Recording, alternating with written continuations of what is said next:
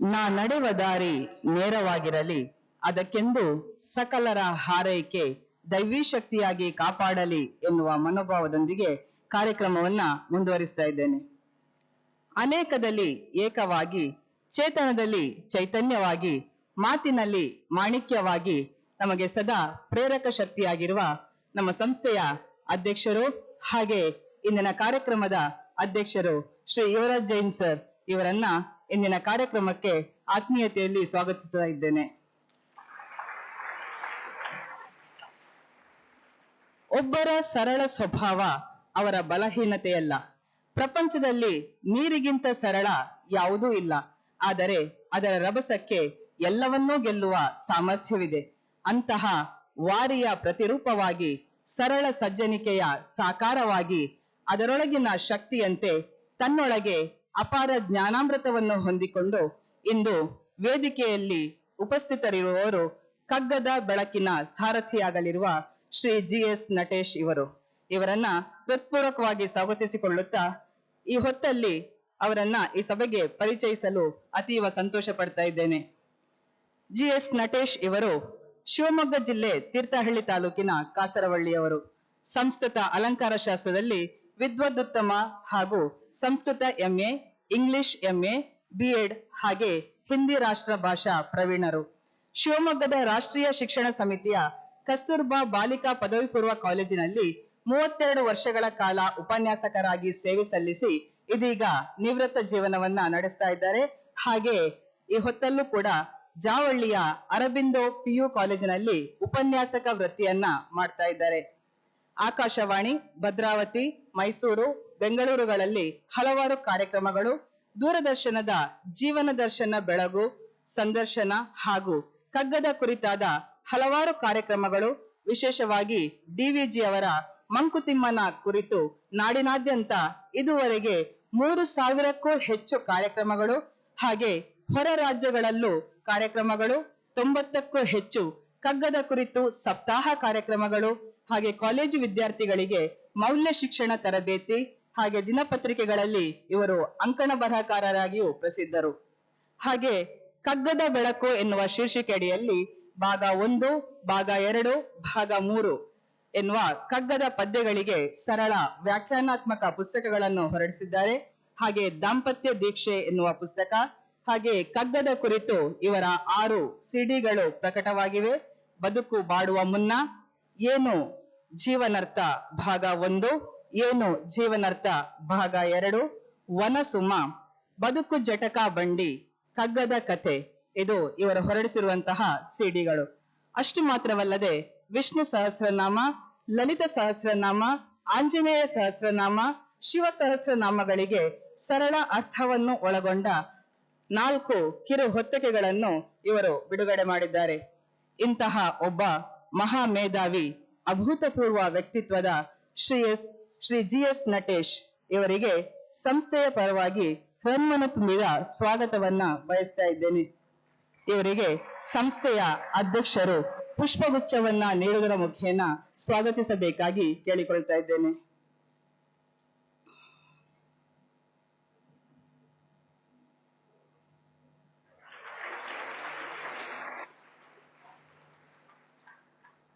ಅಂತೆಯೇ ಇಂದಿನ ಕಾರ್ಯಕ್ರಮದಲ್ಲಿ ಉಪಸ್ಥಿತರಿರುವ ಹಿರಿಯರು, ನಮ್ಮ ಮಾರ್ಗದರ್ಶಕರು ಆಗಿರುವಂತಹ ಶ್ರೀ ಸಂಪತ್ ಕುಮಾರ್ ಸರ್, ತಮಗೂ ಮನದಾಳದ ಸ್ವಾಗತ. ಹಾಗೆಯೇ ಎಕ್ಸಲೆಂಟ್ ಪದವಿ ಪೂರ್ವ ಕಾಲೇಜಿನ ಪ್ರಾಚಾರ್ಯರು ಶ್ರೀ ಪ್ರದೀಪ್ ಕುಮಾರ್ ಶೆಟ್ಟಿ ಹಾಗೂ ಎಕ್ಸಲೆಂಟ್ ಪ್ರೌಢಶಾಲೆಯ ಮುಖ್ಯ ಶಿಕ್ಷಕರು ಶ್ರೀ ಶಿವಪ್ರಸಾದ್ ಭಟ್ ಇವರಿಗೂ ಆತ್ಮೀಯ ಸ್ವಾಗತ. ನೆರೆದಿರುವ ನನ್ನೆಲ್ಲ ಸಹೋದ್ಯೋಗಿ ಬಂಧುಗಳು ಹಾಗೂ ವೇದಿಕೆಯ ಮುಂಭಾಗದಲ್ಲಿ ಜೊತೆಯಾಗಿರುವ ಎಲ್ಲ ವಿದ್ಯಾರ್ಥಿನಿಯರಿಗೂ ಆತ್ಮೀಯ ಸ್ವಾಗತವನ್ನ ಕೋರ್ತಾ ಇದ್ದೇನೆ.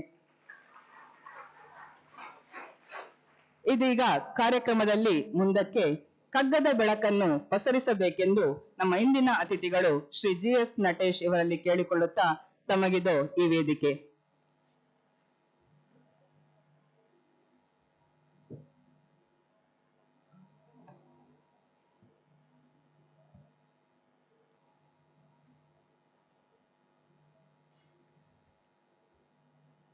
Dear excellent students, excellent chairman, excellent principal and staff, everywhere I see excellency. ಎಲ್ಲ ಆತ್ಮೀಯರೇ,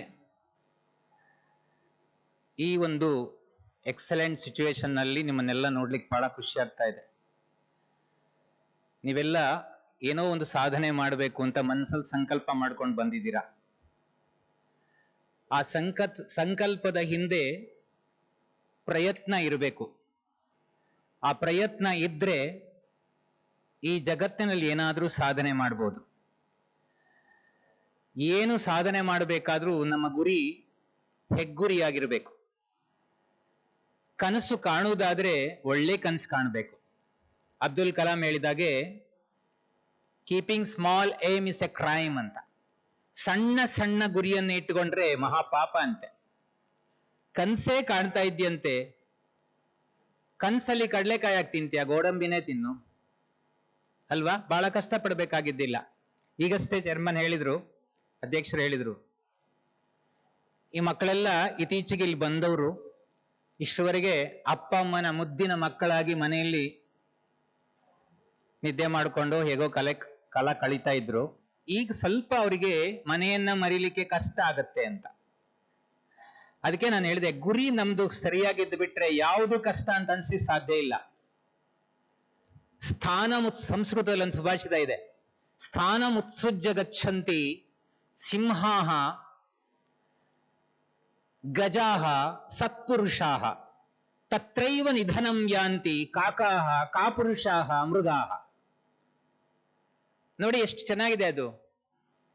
ಸ್ಥಾನ ಮುತ್ಸೃಜ್ಯ ಗಚ್ಚಂತಿ ಸಿಂಹಾಹ ಸತ್ಪುರುಷಾಹ ಗಜಾಹ.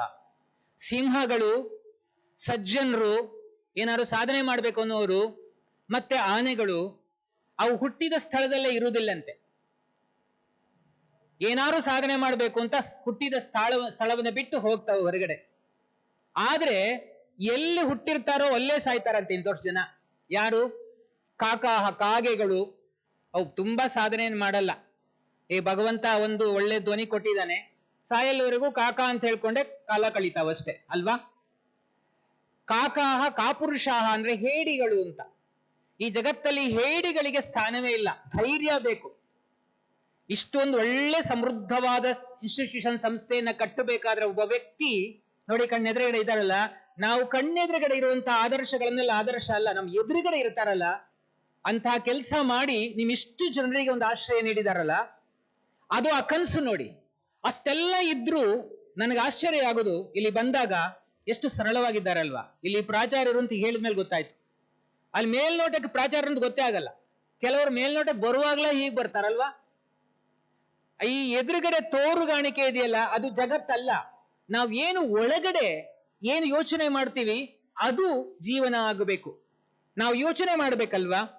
ಅದಕ್ಕೆ ನಿಜವಾದ ಎಜುಕೇಶನ್ ಇದೆಯಲ್ಲ, ವಿವೇಕಾನಂದರು ಹೇಳ್ತಾರಲ್ಲ, ಈ good excellency, the main goal of the education is not preparing the students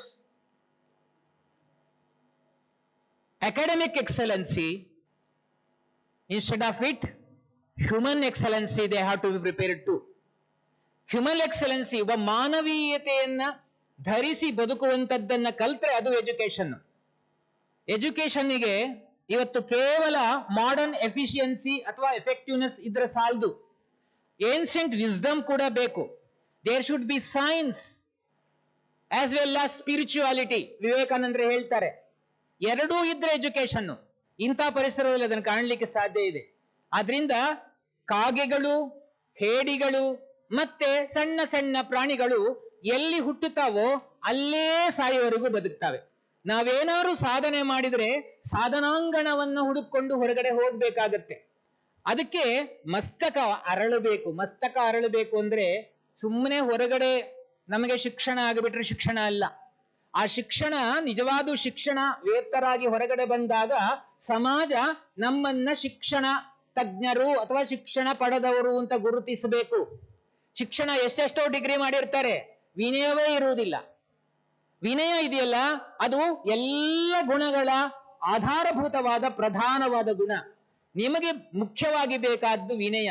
ವಿನಯ ಒಂದಿದ್ರೆ ವಿದ್ಯೆ ತಾನಾಗೇ ಬರುತ್ತೆ. ಅಹಂಕಾರಕ್ಕೆ ಲಕ್ಷ್ಮಿ ಅಲ್ಲ, ವಿದ್ಯೆ ಸರಸ್ವತಿ ಯಾವತ್ತೂ ಒಲಿಯಲ್ಲ. ಲಕ್ಷ್ಮಿ ಒಲ್ದ್ರೆ ಅಹಂಕಾರನೇ ಬರ್ಸದವಳು. ಲಕ್ಷ್ಮಿಗೂ ಸರಸ್ವತಿಗೂ ಬಹಳಷ್ಟು ವ್ಯತ್ಯಾಸ ಇದೆ.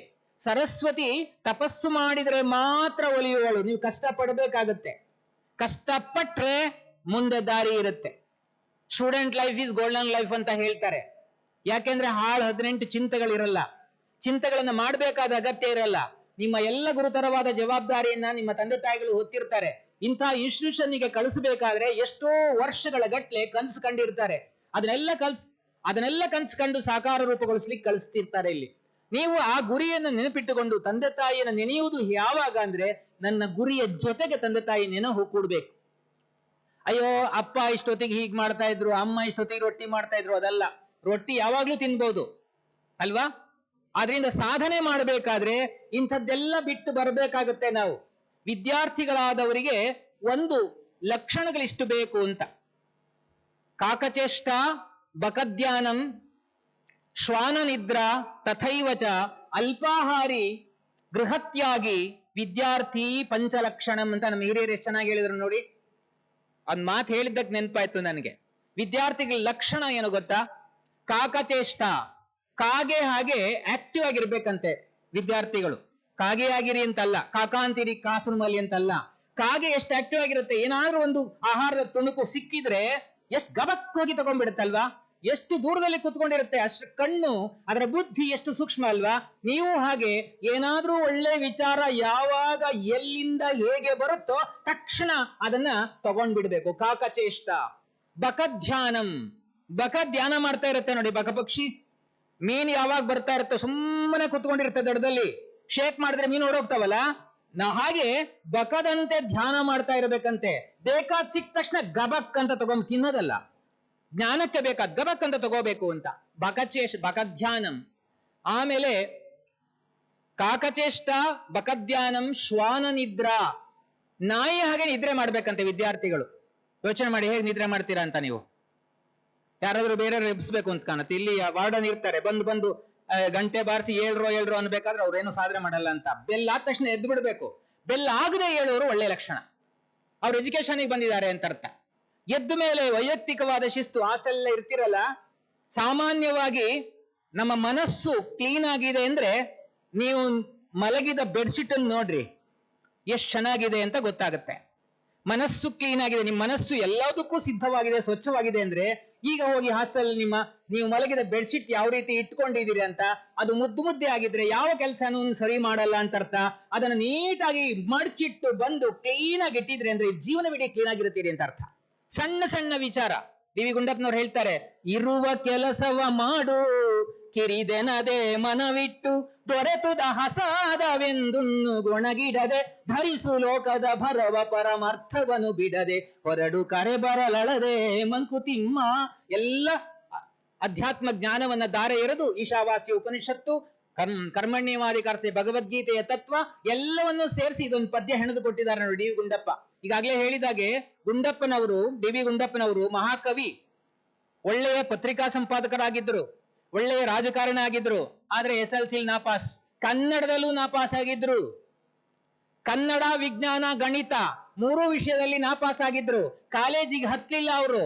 ಆದರೆ ಸ್ವಂತ ಶಕ್ತಿಯಿಂದ ಇಡೀ ಯೂನಿವರ್ಸಿಟಿ ಲೆವೆಲ್ ಅಲ್ಲಿ, ವಿಶ್ವವಿದ್ಯಾಲಯ ಮಟ್ಟದಲ್ಲಿ ಅಧ್ಯಯನಕ್ಕೆ ಯೋಗ್ಯವಾಗಿರತಕ್ಕಂತ ಟೆಕ್ಸ್ಟ್ ಬುಕ್ ಗಳನ್ನ ಇವತ್ತು ಇಡ್ತಾರೆ ಅವರು ಬರೆದಿದ್ದ ಕೃತಿಯನ್ನ. ಮನಸ್ಸಿದ್ರೆ ಮಾರ್ಗ, ಮನಸ್ಸಿದ್ರೆ ಎಷ್ಟು ಬೇಕಾದ್ರೂ ಸಾಧನೆ ಮಾಡಬಹುದಲ್ವಾ? ಆದ್ರಿಂದ ನಾವೇ ವೈಯಕ್ತಿಕವಾಗಿ ಒಂದಷ್ಟು ಮಾರ್ಗಗಳನ್ನು ಹಾಕೋಬೇಕಾಗತ್ತೆ. ಇರುವ ಕೆಲಸವ ಮಾಡು ಕಿರಿದೆನದೆ ಮನವಿಟ್ಟು. ಕನ್ನಡ ಬರುತ್ತೆ ಅಂತ ಅನ್ಸುತ್ತೆ ಅಲ್ವಾ? ಯಾವುದೇ ಕೆಲಸ, ನಿಮ್ಮ ಪಾಲಿನ ಕೆಲಸ ಏನ್ ಇವತ್ತು? ಓದೋದು, ಒಳ್ಳೆ ವಿಚಾರವನ್ನ ತಿಳ್ಕೊಳ್ಳೋದು, ತಿನ್ನೋ ವಿಚಾರ ಸ್ವಲ್ಪ ಕಡಿಮೆ ಇರಬೇಕು. ಅದೇ ಹೇಳಿದ್ನಲ್ಲ, ಶ್ವಾನ ನಿದ್ರಾ, ನಾಯಿ ನಿದ್ರೆ. ಅದಕ್ಕೆ ಎಷ್ಟು ಬೇಗ ಎಚ್ಚರ ಆಗುತ್ತೆ. ರಾತ್ರಿ ಬಂದು ಯಾರಾದ್ರೂ ಒಬ್ರು ಹೇಳಪ್ಪ ಇಂತ ವಿಷಯ ಹೇಳ್ತೀನಿ ಅಂದ ತಕ್ಷಣ ಎದ್ದು ಕೂತ್ಕೊಂಡು ಕಲಿಯೋ ಹಾಗಿರ್ಬೇಕು. ಶ್ವಾನ ನಿದ್ರಾ. ಆಮೇಲೆ ಅಲ್ಪಾಹಾರಿ, ಸ್ವಲ್ಪ ಊಟ ಕಡಿಮೆ ಮಾಡಿ ಮಕ್ಕಳೇ, ಓದ್ಬೇಕು ಜಾಸ್ತಿ ಅಂತ. ಊಟದ ಬಗ್ಗೆ ಹೆಚ್ಚೆಚ್ಚು, ಈಗ ಎಲ್ಲರಿಗೂ ಇಷ್ಟೂ ಜನರಿಗೆ ಸರಿಯಾಗಿ ಬಾಯಿ ರುಚಿಗೆ ಮಾಡುವ ಹಾಗೆ ಎಲ್ಲಿಯೂ ವ್ಯವಸ್ಥೆ ಇರಲ್ಲ. ಅದು ಒಂದ್ 10-15 ದಿವಸ ಬಹಳ ರುಚಿಯಾಗಿರುತ್ತೆ. ಆಮೇಲೆ ಅಯ್ಯೋ ಊಟ ಒಂದ್ ಚೆನ್ನಾಗಿರಲ್ಲ ಅಂತ. ಮನಸ್ಸು ಚೆನ್ನಾಗಿದ್ರೆ ಊಟವೂ ಚೆನ್ನಾಗಿರುತ್ತಲ್ಲ. ನಾವು ಊಟಕ್ಕೆ ಬಂದವರೇ ಅಲ್ಲ, ಹೊಟ್ಟೆಗೆ ಏನಾದ್ರೂ ಬೇಕಷ್ಟೇ. ಸ್ವಲ್ಪ ಮಿತವಾಗಿ ಬಳಸಿ ಮಿತವಾಗಿ ಊಟ ಮಾಡಿ ಊಟಕ್ಕಾಗಿ ಬಂದವರಲ್ಲ ನಾವು. ನಮ್ಮ ಗುರಿ ವಿದ್ಯಾಭ್ಯಾಸ, ಅದು ಶ್ರೇಷ್ಠವಾಗಿ ಆಗಿಬಿಟ್ರೆ ಸಾಕು. ಅಲ್ಪಾಹಾರಿ, ಸ್ವಲ್ಪ ಕಡಿಮೆ ಊಟ ಮಾಡಿ. ಬಹುಶಃ ಇಲ್ಲಿಗೆ ಬಂದ್ರೆ ನೀವ್ಗೆ ಅಲ್ಲಿ ತಿಂದಷ್ಟು ಮೇಲೆ ಮಲೆನಾಡಿನ ಏರಿಯಾದಲ್ಲಿ ಅಥವಾ ಆ ಕಡೆ ತಿಂದಷ್ಟು ತಿನ್ಬೇಕಾದ ಅಗತ್ಯ ಇರಲ್ಲ. ಯಾಕೆಂದ್ರೆ ಹೊಟ್ಟೆ ತುಂಬಾ ಊಟ ಮಾಡಿದ್ರು ಅರ್ಧ ಗಂಟೆ ಕರಗ್ ಬಿಡುತ್ತೆ. ಸ್ವಲ್ಪ ಹೊಟ್ಟೆ ಚುರುಕಾಗಿದ್ದಾಗ ಬುದ್ಧಿ ಚುರುಕಾಗಿರುತ್ತೆ. ಹೊಟ್ಟೆ ತುಂಬಾ ತಿಂದು ಬಿಟ್ರೆ ಮಲ್ಗೋಣ ಅಂತ ಅನ್ಸುತ್ತೆ ಅಲ್ವಾ? ಪಾಠ ಮೊದಲನೇ ಪೀರಿಯಡ್ ಶುರುವಾಗುವಾಗ್ಲೇ ಪಾಠ ಮಾಡುವವರು ಏನೋ ಜೋಗುಳ ಹಾಡು ಇಡ್ತಾರೆ ಅಂತ ಅನ್ಸ್ಬಿಡುತ್ತೆ. ಜೋಲಾಲಿ ಅಂತ ಹೇಳ್ತಿದ್ದಾರೆ ಅಂತ ಮಧ್ಯೆ ಮಾಡಿಬಿಡ್ತಾರೆ. ಅದಲ್ಲ. ಯಾಕೆಂದ್ರೆ ನಮ್ಮ ಗುರಿ ಹಾಗಿರ್ಬೇಕು, ಅಲ್ಪಾಹಾರಿ. ಮತ್ತೆ ಹೇಳ್ತಾರೆ ಗೃಹತ್ಯಾಗಿ. ನಾವು ಒಳ್ಳೆಯ ಜ್ಞಾನ ಪಡಿಬೇಕು ಅಂದ್ರೆ ಮನೆ ಬಿಡಕ್ ತಯಾರಿರ್ಬೇಕಂತೆ. ಯಾರು ಮಕ್ಕಳೇ, ಮನೆ ಎಲ್ಲರಿಗೂ ಇರುತ್ತೆ. ಸ್ವಲ್ಪ ಸ್ವಲ್ಪ ಮುದ್ದಾಗಿ ಬೆಳೆಸುವವರಿಗೆ ಮನೆ ಮೇಲೆ ವ್ಯಾಮೋಹ ಇರುತ್ತೆ. ಸ್ವಲ್ಪ ಮನೆ ಮೇಲೆ ವ್ಯಾಮೋಹ ಕಡಿಮೆ ಮಾಡ್ಕೊಳ್ಳಿ. ದಿನನಿತ್ಯ ಹೀಗೆ ಕಳೆದಾಗೆ ಇಲ್ಲಿ ಒಳ್ಳೊಳ್ಳೆಯ ಚಟುವಟಿಕೆಗಳಲ್ಲಿ ನಿಮ್ಮನ್ನ ತೊಡಗಿಸಿಕೊಂಡ್ರೆ ಮನೆ ಮರ್ತು ಹೋಗುತ್ತೆ. ಮನೇನೇ ಯಾವಾಗ್ಲೂ ನೆನ್ಪು ಮಾಡ್ಕೊಂಡ್ರೆ ಏನೂ ಸಾಧನೆ ಮಾಡ್ಲಿಕ್ಕೆ ಆಗಲ್ಲ ನಿಮ್ಗೆ. ಆದ್ರಿಂದ ಇಷ್ಟು ನಿರ್ಧಾರ ತಗೊಳ್ಳಿ. ಎಷ್ಟು ಚೆನ್ನಾಗಿ ನೋಡಿ ನಮ್ಮ ಹಳೆಯ ಸಂಪ್ರದಾಯ, ವಿದ್ಯಾರ್ಥಿಗಳು ಹೇಗಿರ್ಬೇಕು ಎಷ್ಟು ಚೆನ್ನಾಗಿ ಹೇಳ್ತಾರೆ. ಆದ್ರಿಂದ ನಿಮ್ಮ ಪಾಲಿನ ಕೆಲಸ ಏನಿದೆ ಅದನ್ನ ಪ್ರಾಮಾಣಿಕವಾಗಿ ಮಾಡುವ ಪ್ರಯತ್ನ ಮಾಡಿ. ಇರುವ ಕೆಲಸವ ಮಾಡು, ಕಿರಿದನದೆ ಮನವಿಟ್ಟು. ಸಣ್ಣ ಕೆಲಸ ದೊಡ್ಡ ಕೆಲಸ ಅಂತ ತಿಳ್ಕೋಬೇಡ. ಏನು ಕೆಲಸ ಇದೆಯೋ ನನ್ನ ಪಾಲಿಂದು ನೀಟಾಗಿ ಪ್ರಾಮಾಣಿಕವಾಗಿ ಸ್ವಚ್ಛವಾಗಿ ಮಾಡ್ಬೇಕು. ಅದು ಗುಡಿಸೋದಿರ್ಬೋದು ಅಥವಾ ಅರಿವೆ ಹಾಕೋದಿರ್ಬೋದು. ನಾವು ಮಾಡಿದ ಕೆಲಸಕ್ಕೆ ಇನ್ನೊಬ್ರು ಯಾರು ಕೆಲಸ ಮಾಡಬೇಕು ಅದನ್ನೇ ಕೆಲಸ ಮಾಡಕ್ ಬರಬಾರ್ದು. ನಮ್ಮ ಜೀವನದಲ್ಲಿ ಅದನ್ನ ಪಾಲನೆ ಮಾಡ್ಕೊಂಡು ಬರಬೇಕು. ಇರುವ ಕೆಲಸವ ಮಾಡು, ಕಿರಿದನದೆ ಮನವಿಟ್ಟು. ಸಣ್ಣ ಕೆಲಸ ಅಂತ ನೆಗ್ಲೆಕ್ಟ್ ಮಾಡಬೇಡ, ಮನ್ಸಿಟ್ಟು ಮಾಡು. ಮಹಾತ್ಮ ಗಾಂಧೀಜಿಯವರು ಸಾಬರಮತಿ ಆಶ್ರಮದಲ್ಲಿ ಅವರಿದ್ದಾಗ ಅವರನ್ನ ಭೇಟಿ ಮಾಡಬೇಕು ಅಂತ ಕಲ್ಕತ್ತಾದ ಒಬ್ಬ ದೊಡ್ಡ ಉದ್ಯಮಿ ಬಂದನಂತೆ ಹುಡ್ಕೊಂಡು. ಅವ್ರು ಬರುವಾಗ ಸಾಬರಮತಿ ಆಶ್ರಮದ ಅಂಗಳದಲ್ಲಿ ಒಬ್ಬ ವ್ಯಕ್ತಿ ಪೊರಕೆ ಇಟ್ಕೊಂಡು ಗುಡಿಸ್ತಾ ಇದ್ದ. ಆ ಯಪ್ಪ ಬಂದ್ ಕೇಳ್ದ, ಅವನ ವ್ಯಕ್ತಿ ಬಂದ್ ಕೇಳ್ದ, ಗಾಂಧೀಜಿಯವರನ್ನು ನೋಡ್ಬೇಕಲ್ಲಪ್ಪ, ಎಷ್ಟೊತ್ತಿಗೆ ಸಿಗ್ತಾರೆ ಅಂತ. 7 ಗಂಟೆಗೆ ಸಿಗ್ತಾರೆ ಅಂತ. ಅವನು 6:15 ಬಂದಿದ್ದ. 7 ಗಂಟೆಗೆ ಸಿಗ್ತಾರೆ ಅಂತ ಗುಡಿಸುವ ವ್ಯಕ್ತಿ ಹೇಳಿದ. ಇಲ್ಲ, ನಾನು ಕಲ್ಕತ್ತಾದ ಉದ್ಯಮಿ, ದೊಡ್ಡ ಸೌಕಾರ, ನಾನು ಬಂದಿದ್ದೀನಿ ಅಂತ ಅವ್ರಿಗೆ ಹೇಳಿ. ಇಲ್ಲ, ಅವ್ರು ಯಾರು ಬಂದ್ರು 7 ಗಂಟೆಗೆ ಭೇಟಿ ಕೊಡೋದು ಅಂತ. ಇನ್ನು ಸ್ವಲ್ಪ ಅಸಮಾಧಾನ ಆಯ್ತು. ತಾನು ಅಂತಿತ್ತಲ್ಲ, ಅಹಂಕಾರ ಇತ್ತು. ಸರಿ, ಒಂದು 5 ನಿಮಿಷ ಕೂತ್ಕೊಂಡ, ಕುರ್ಚಿ ಹಾಕಿದ, ಕೂತ್ಕೊಂಡ. ಆ ವ್ಯಕ್ತಿ ಗುಡಿಸ್ತಾ ಇದ್ರು. ಆಮೇಲೆ ಮತ್ತೊಂದು 10 ನಿಮಿಷ ಆದ ತಕ್ಷಣ, ಹೋಗಿ ಕರಿಯಪ್ಪ, ನನ್ಗೆ ಟೈಮ್ ಆಗೋಗಿದೆ ಅಂತ. ಇಲ್ಲ ಸ್ವಾಮಿ, 7 ಗಂಟೆಗೆ ಅವ್ರು ಸಿಗೋದು ಅಂದ. ಇನ್ನೂ ಸಿಟ್ಟು ಬಂತವನಿಗೆ. ಇಲ್ಲಿ ಸಾಬರಮತಿ ಆಶ್ರಮದಲ್ಲಿ ಗಾಂಧೀಜಿಗಿಂತ ಅಲ್ಲಿ ಗುಡಿಸೋವನೇ ಹೆಚ್ಚು ದರ್ಬಾರ್ ಮಾಡ್ತಿದ್ದಾನಲ್ಲ ಅಂತ ಬೇಜಾರು ಮಾಡ್ಕೊಂಡು ಕೂತ್ಕೊಂಡ. ಇನ್ನು 5 ನಿಮಿಷ ಇದ್ದಾಗ ಮತ್ತೆ ಕೇಳ್ದ, ಹೋಗಪ್ಪ ನಂಗೆ ತಡ ಆಗ್ತಾ ಇದೆ, ಇನ್ನು 5 ನಿಮಿಷ ಇರೋದು, ಹೇಳ್ಬಿಡ ಹೋಗು ಅಂತ. ಇಲ್ಲ, 7 ಗಂಟೆಗೆ ಅವ್ರು ಸಿಗೋದು ಅಂತ. ಆಮೇಲೆ 7 ಗಂಟೆ ಆಯ್ತು. ಗೋಡೆಯ ಮೇಲೆ ಒಂದು ಗಡಿಯಾರ ಇತ್ತು, ಅದು ಬೆಲ್ ಆಯ್ತು. ಹೋಗಿ ಆ ಗಡಿಯಾರ ತಗೊಂಡು ಬಂದ್ಬಿಟ್ಟು, ಏನಾಗ್ಬೇಕಿತ್ತು ಗಾಂಧೀಜಿಯಿಂದ ಅಂದ. ಎಷ್ಟು ಸಿಟ್ಟು ಬರ್ಲಿಕ್ಕೆ ಸಾಧ್ಯ?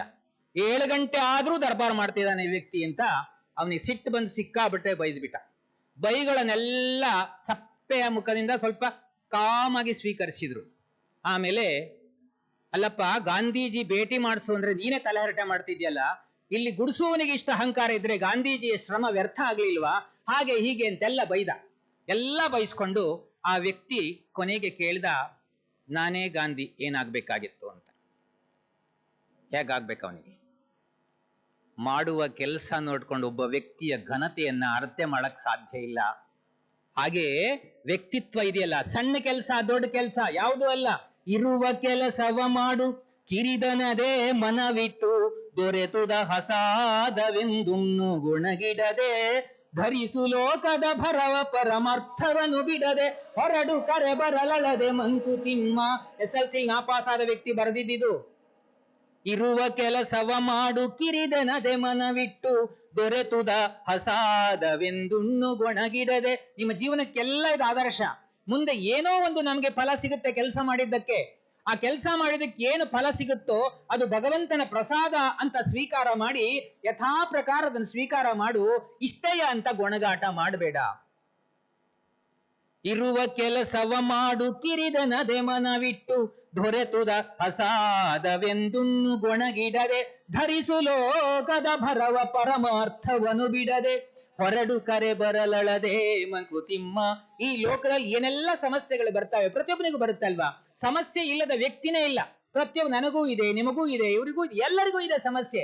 ಸಮಸ್ಯೆ ಬಂದಾಗ ಧೈರ್ಯದಿಂದ ಇದನ್ನ ಎದುರಿಸು. ಧರಿಸು ಲೋಕದ ಭರವ ಪರಮಾರ್ಥವನು ಬಿಡದೆ. ನಮ್ಮ ಜೀವನದ ಪರಮ ಗುರಿಯನ್ನ ಯಾವತ್ತೂ ಮರೆಯಬಾರದಂತೆ. ನಾವು ಯಾಕೆ ಈ ಜಗತ್ತಿಗೆ ಬಂದಿದ್ದೇವೆ? ಬರೇ ಹಣ ಮಾಡ್ಲಿಕ್ಕಲ್ಲ ಅಲ್ವಾ?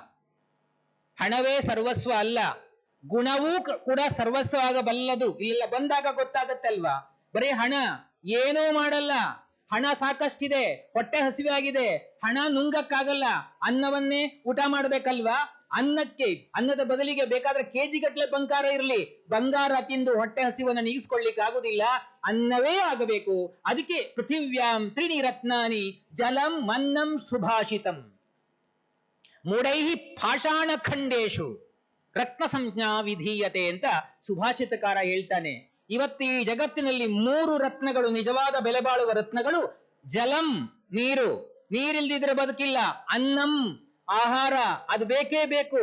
ಮತ್ತೊಂದು ನೋಡಿ, ಬಹುಶಃ ಹೆಚ್ಚಿನವರಿಗೆ ಅರ್ಥ ಆಗಿರ್ಲಿಕ್ಕಿಲ್ಲ ಇದು, ಸುಭಾಷಿತಂ.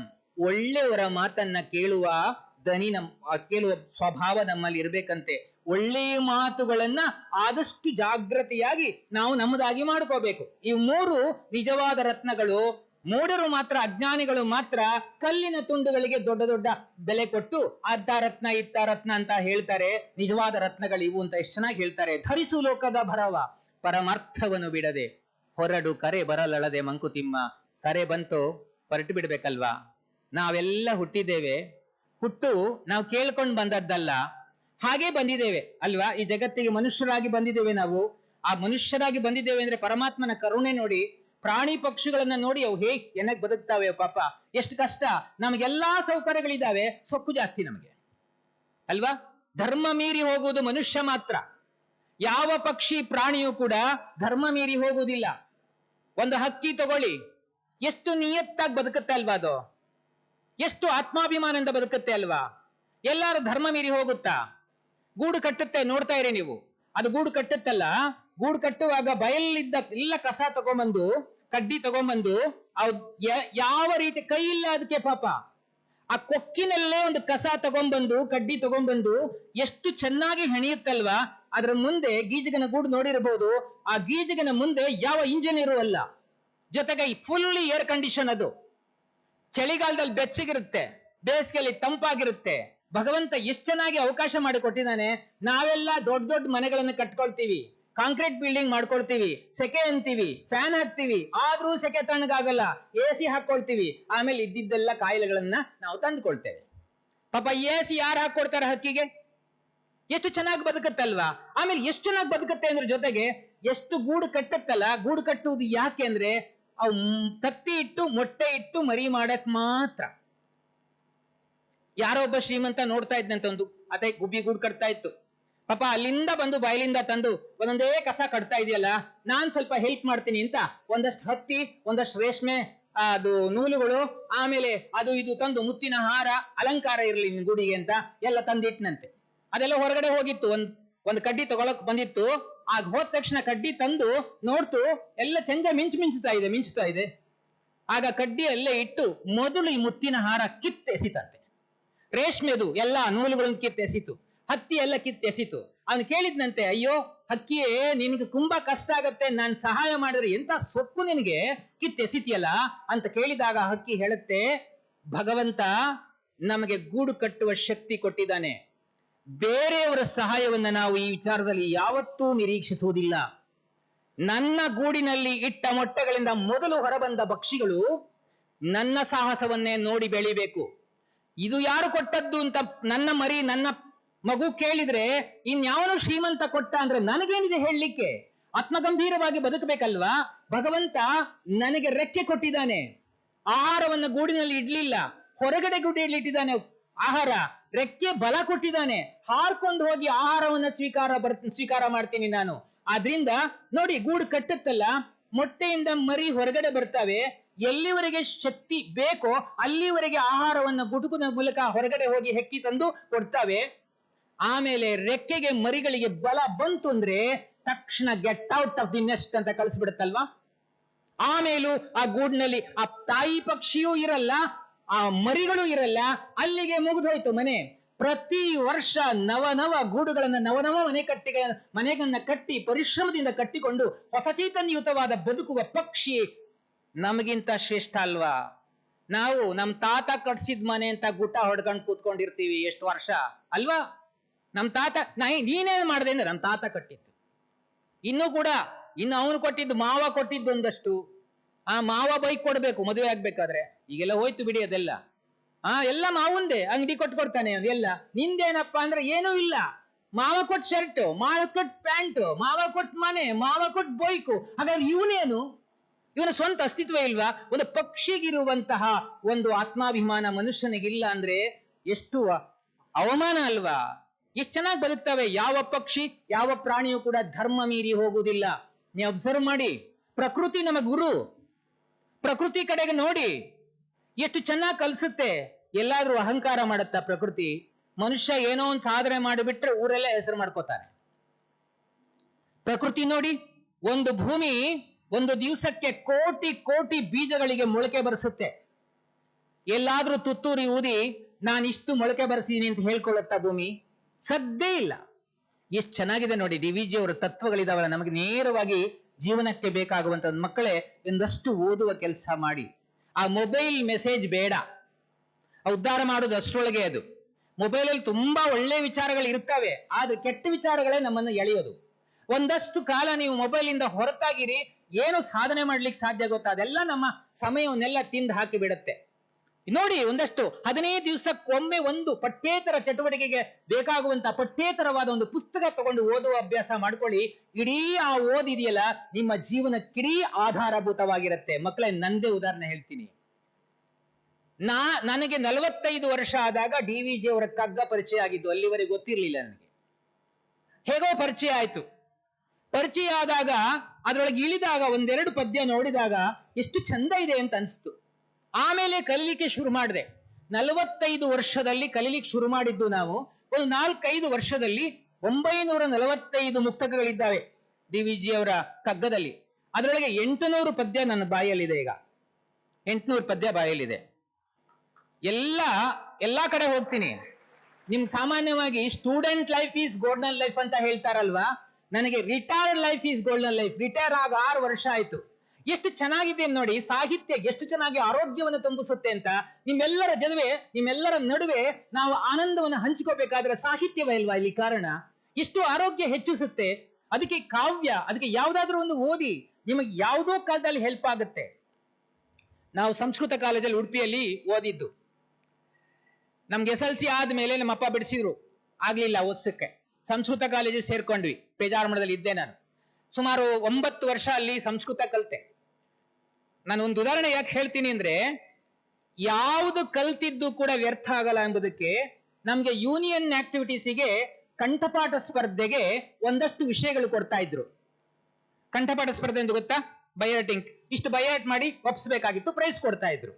ಅದರಲ್ಲಿ ನಮಗೆ ಒಂದು ವರ್ಷ ದಂಡಿ ಅಂತ ಒಬ್ಬ ಮಹಾಕವಿ ಇದ್ದಾನೆ, ದಶಕುಮಾರ ಚರಿತಂ ಅಂತ ಒಂದು ಕೃತಿ ಬರೆದಿದ್ದಾನೆ.